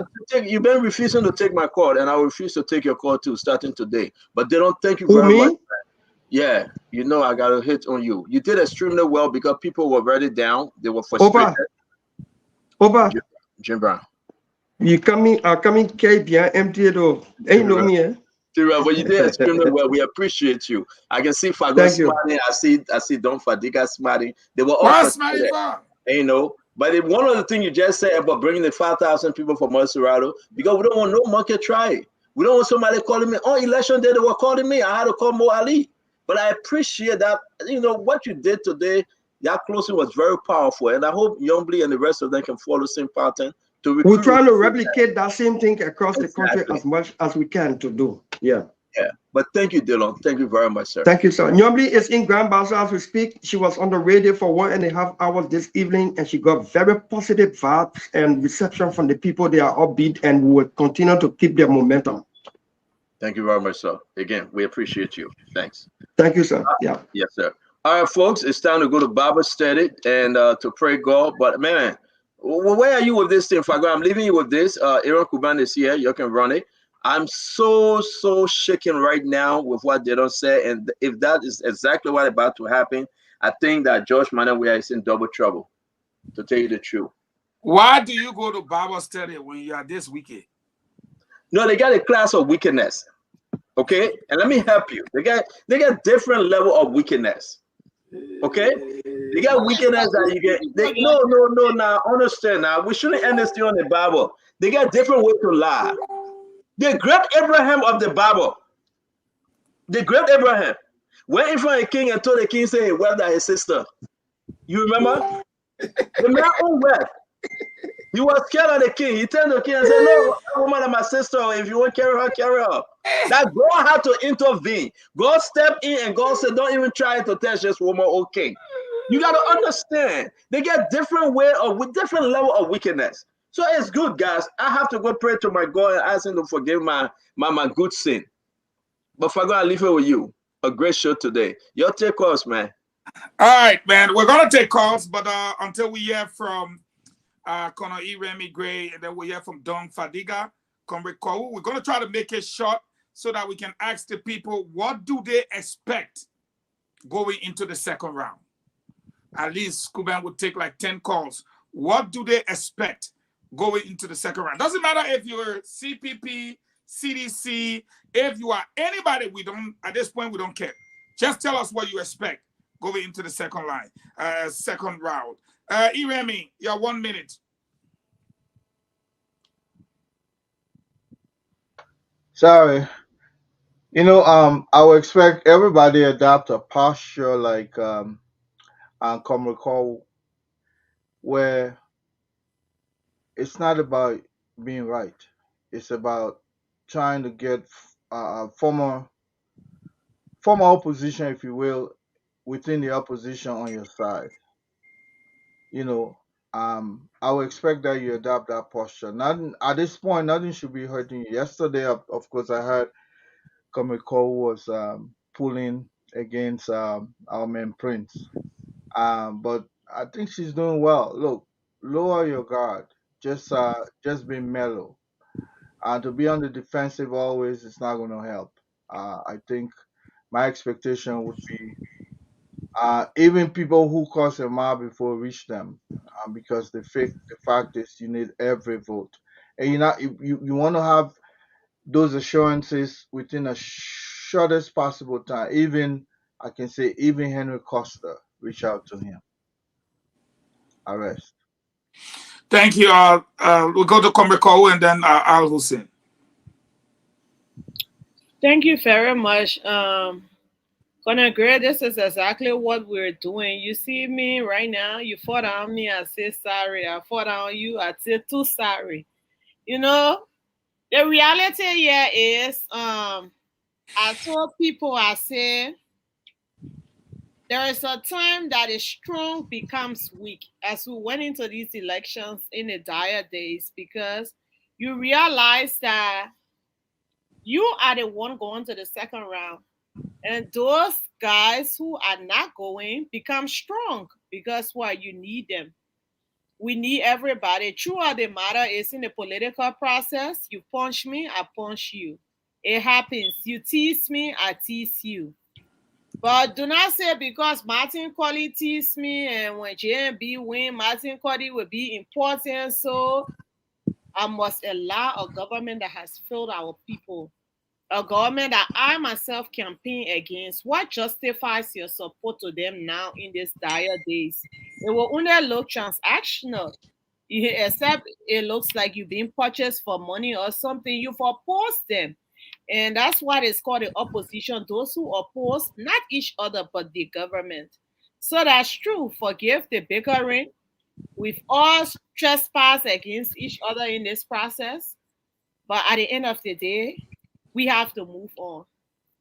No, I don't even think anybody stand-up bearer on this show received lashes like my stand-up bearer. Mean things were said to him. Somebody passed, somebody grandpa. Oh, dead man walking. Oh, broke man. But we are not petty. We don't keep those things. We know that sometimes our politics can get extreme with the voting. We've gotten beyond it. Our leader has spoken. He wishes to bring all of Liberians together. He wants the opposition to know the purpose for which they belong to, even their different institutions. They oppose the government. Now he said, let's stay on the same side and collectively work together, regardless of what part of the country you come from, regardless of what political affiliations you have. And I'm telling you, he's not just doing a lip service, because for 12 years as vice president, you had two founding members of the Congress of Democratic Change in his office holding key positions. His chief of office staff, Steve Kuyat, a founding member of the CDC. You had Ernest Fafi, founding Assistant Secretary General. So he leads by example. He has the credibility when he said we will be 30 seconds. Gotta go for the call. Thank you. When he says that we will be inclusive. So I want our people to come together. You heard Senator Dillon. Hype yourself. Let's take up the streets, seize the green energy again, and do it to completion. So thank you, and we're just happy where we are. Let's celebrate. Thank you. Al Hussein. Well, look, there are 5 stages of grief. The bookman said denial, anger, bargaining, depression, and acceptance. Right now, some of our colleagues in the opposition are still in the anger and bargaining stage. They will graduate from that and slowly get into depression. And then they will slowly realize that what unites us is more than what divides us. Georgia, Kush, where we see our country in the last 6 years. Those are the things that are going to unite us. I would be naive to believe that everybody will join Ambassador Boyka. The campaign can say whatever about me, but there are certain individuals that I know, they are just angry and bitter, and they got nobody to blame. They're looking for someone to blame. Group of individuals went to this race. Some people didn't make it. If this was about country, you would do the right thing. Those kind of people, you cannot even force them. You cannot make them do what they don't want to do. But I do know one thing. Those are our people that are back home, that are living under this misery. They will have a decision to make. They're not going to be listening to political leaders. They're not going to be listening to this other person to tell me when to move. They're going to make that decision when the time comes. So I'm not worried about those people. I know that they will come home. Common sense will prevail, and they're not just going to sit at home. So we have to be mindful. There are some people that are just hateful. There are some people that are just petty. I'm done dealing with those people. I see them every day. They will be angry from now to Judgment Day. Some of the things we say, they deny it, they say something. But those people are irredeemable. So we speak to those people that really care about this country. I will speak to you. If you know you care about Liberia and you care about the future of Liberia, and you envision on Liberia that will be drug-free, where people will have an opportunity, where you will not have to sell your sex to get a job, where you will not need to sleep with the president or get 3,000, a Toyota, where you will have to live on a responsible government. Then this is not about Boyka. This election is never about the UP. If you see those people that are sitting in Pupu water, that are paying, they're printing their own teacher, the young low child carry her $1,500 Liberian school fee. Those are people that want change. The last 6 years have not been better for them. How much not seen children's salary, people's salary. So we got so many things that should anger us to go to the polls. If you are feeling the pain, then this message is for you. Join the rescue team. We have 2 people. Don't vote for the woman with the hater. She will have hater. When you go to the polling station, they get one man there, say on the other side, the other woman there to get hater. Don't go there. Now, you got nothing. We're not even making it simple. When you see woman fail there, the 2 people who get Jeremiah Queen, load that real man. Omen Boyka, you load that real man. You see the pape and the young boy that the people you will be voting for. It's going to be simple. We'll have less error, but encourage you to turn out. That's the only way we can make this nightmare get out of this bad drink. Fago, I'll turn it back to you. Thank you. Honorable Fago, 5 seconds. I just want to correct something. You know, sometimes when people are joining on, It's a hurtful thing to keep repeating it, especially when it seems so surreal. But as the audience are correcting me, when I mentioned the comrade Ernest Fafi, they wanted me to say the late because he has joined in on. So peace to the memory of comrade Ernest Fafi, the late, who served honor Ambassador Joseph Yima Boyka. So just that correction. Yes, he has joined in on to power, and peace be to his memory. Thank you. Aaron Kuben, it's over to you. Our question to the Liberian people. We are headed into the second round. What do you expect? Okay, the numbers to call 077771075 and 05551101075. Let's take this first person here. Welcome.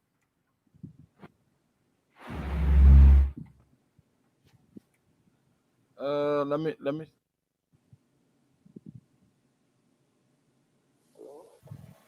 Hello?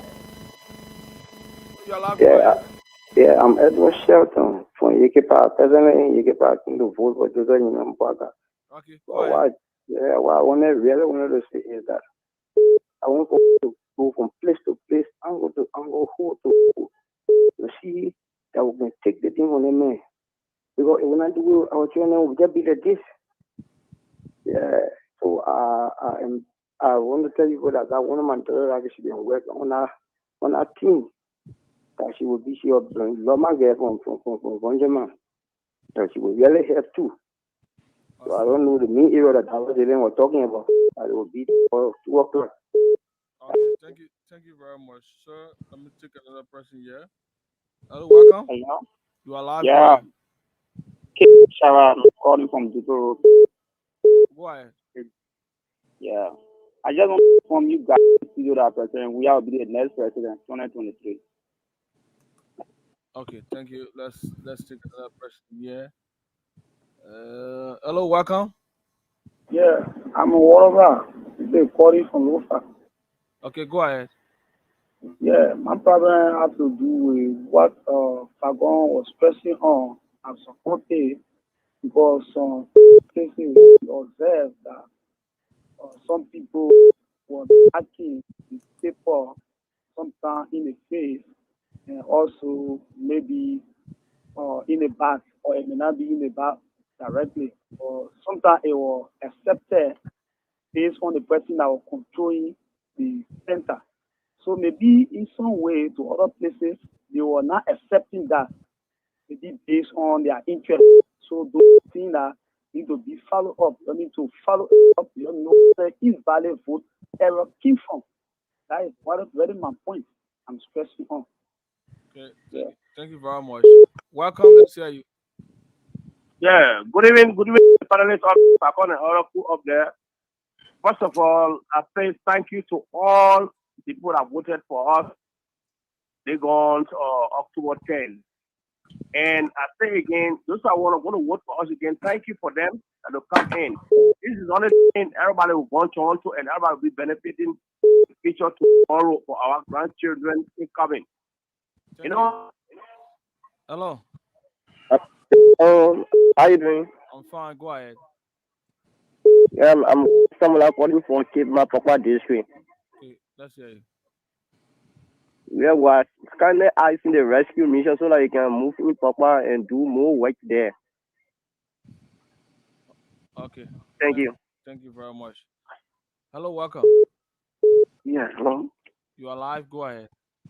My name is Wellington Kofa. I call you from Deal. Teesville. Hello. Kofa is not on. Let's take this person. Welcome. Hello. You are live. Go ahead. Thank God for my area and thank God to Gigi Falcon. Thank God to the team in Whitehouse and our effort not going in vain. Thank God to my senator who just spoke. All one for him. We want people who know well. We're not condemning people. So my brothers who they say now, my name is Paco. My brothers who they say now, if we should send people here, if we're not saying let's try Ifyama. And what I want our senator to do on our day, you must monitor every district where a car, you must monitor every area He must say, competent people that all work for him, who know the better for all. They solving two error. Thank God that you do Fagon. Thank God for the team. They all we want. Local candidate, as you prepare the team. Every candidate or the person candidate, the team will go and will do real shuffle. Because some people can pretend. They will say, but you know, they must show the ID. Thank you. Welcome. Hello.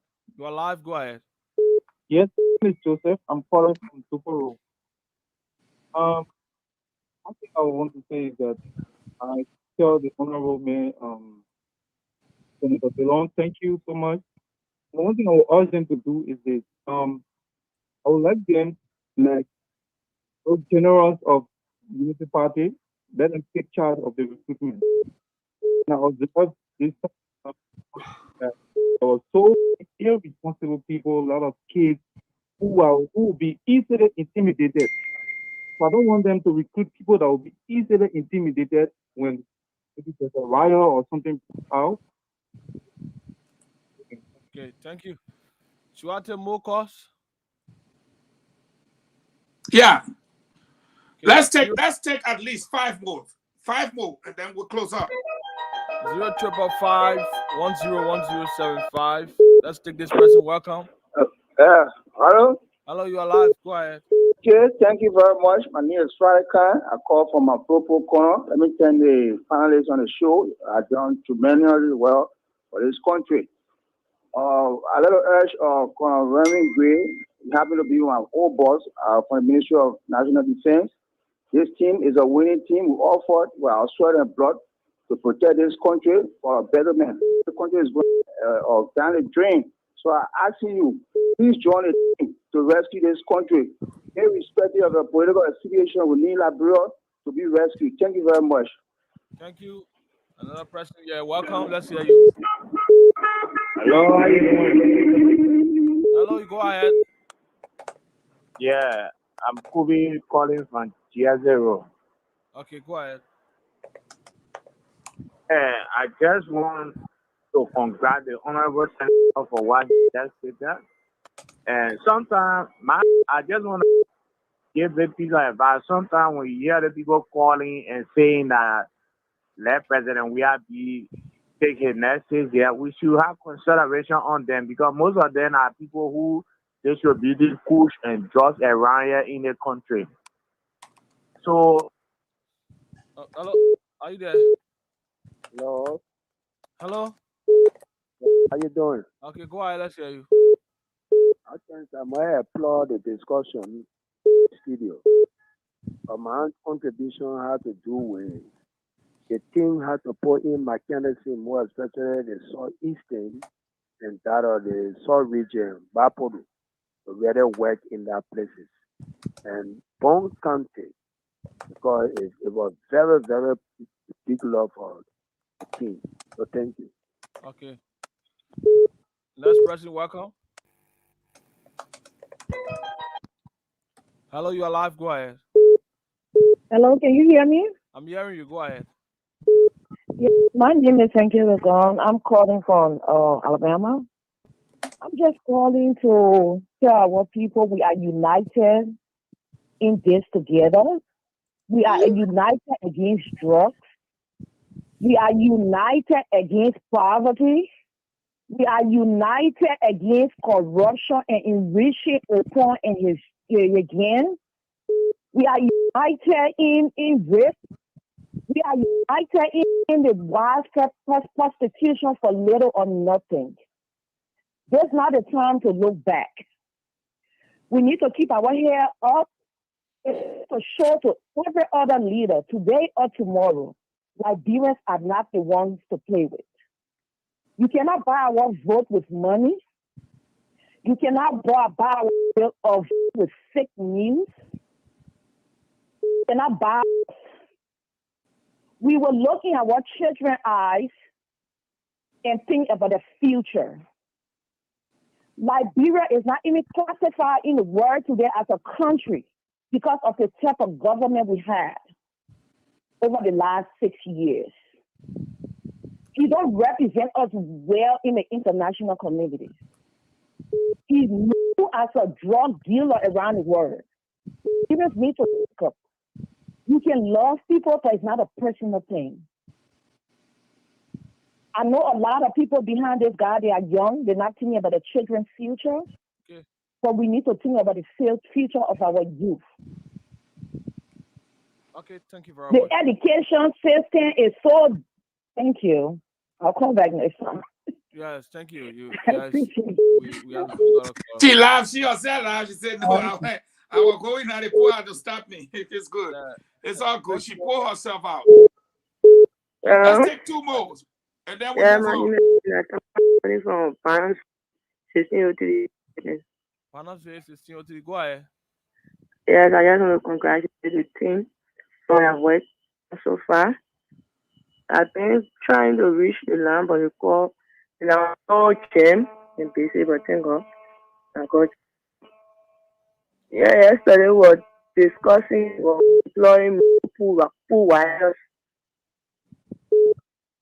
and I decided to voluntarily serve as one, if it's possible. Okay, you listen to Senator Dillon, right? Yeah. Okay, just go by what he said. Thank you. This person, yeah, we are our final caller. Hello, welcome. Hello. You are live. Go ahead. Yeah, I'm coming and say I volunteer to serve as one of the food washers in Tigaciaso, Mapu County, from the Tigaciaso, the place,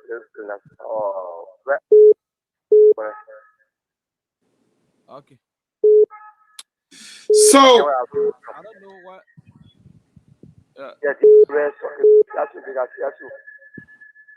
Let's take the last one so we can call it a night. Okay, let me see if I can take this. Welcome. Hello, are you there?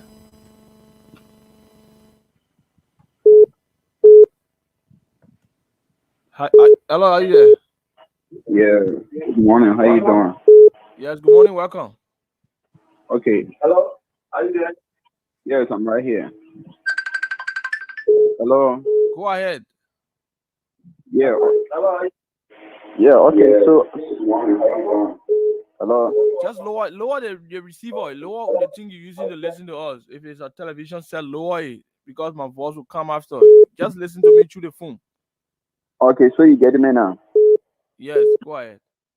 Okay. So I want to use this medium to call on everywhere, meaning Liberian, or like the Nimbajan case, the voted overwhelmingly.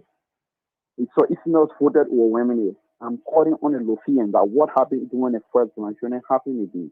Let us go and vote our Joe Human Baka overwhelmingly. And the Bongis and every other country, let us go out and vote our conscience. We all know what is going on. If you see as an individual that Liberia is better for you, or you satisfied with what is going on now, go ahead and vote against the rescue team.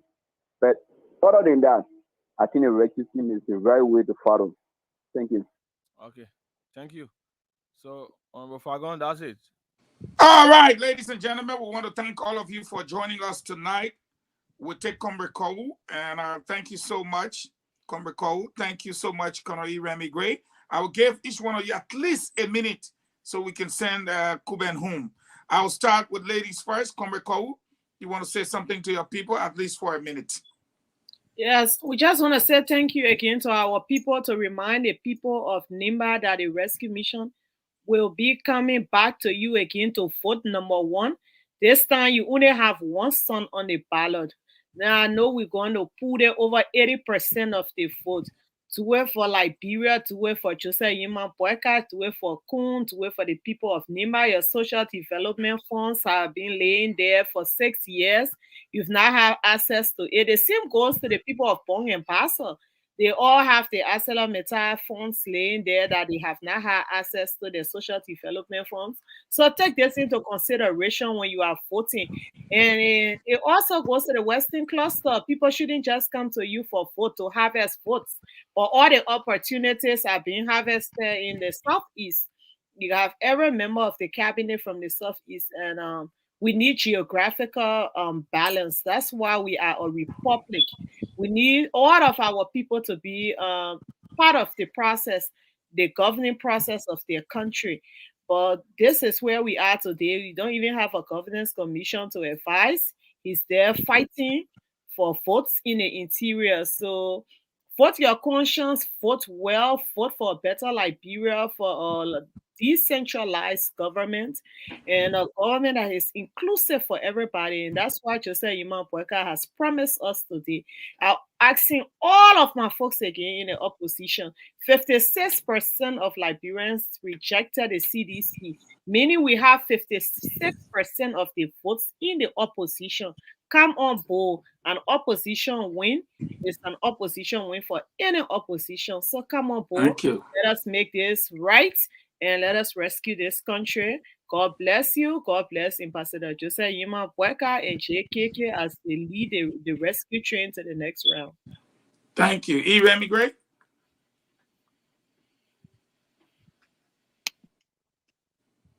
All right. I've got last minute of time calls coming through, but I think I made a clear a declaration here when I step on this platform tonight, and as you can comment, will attest to that. That I said I was not going to be opposed to Ambassador Buckeye's campaign.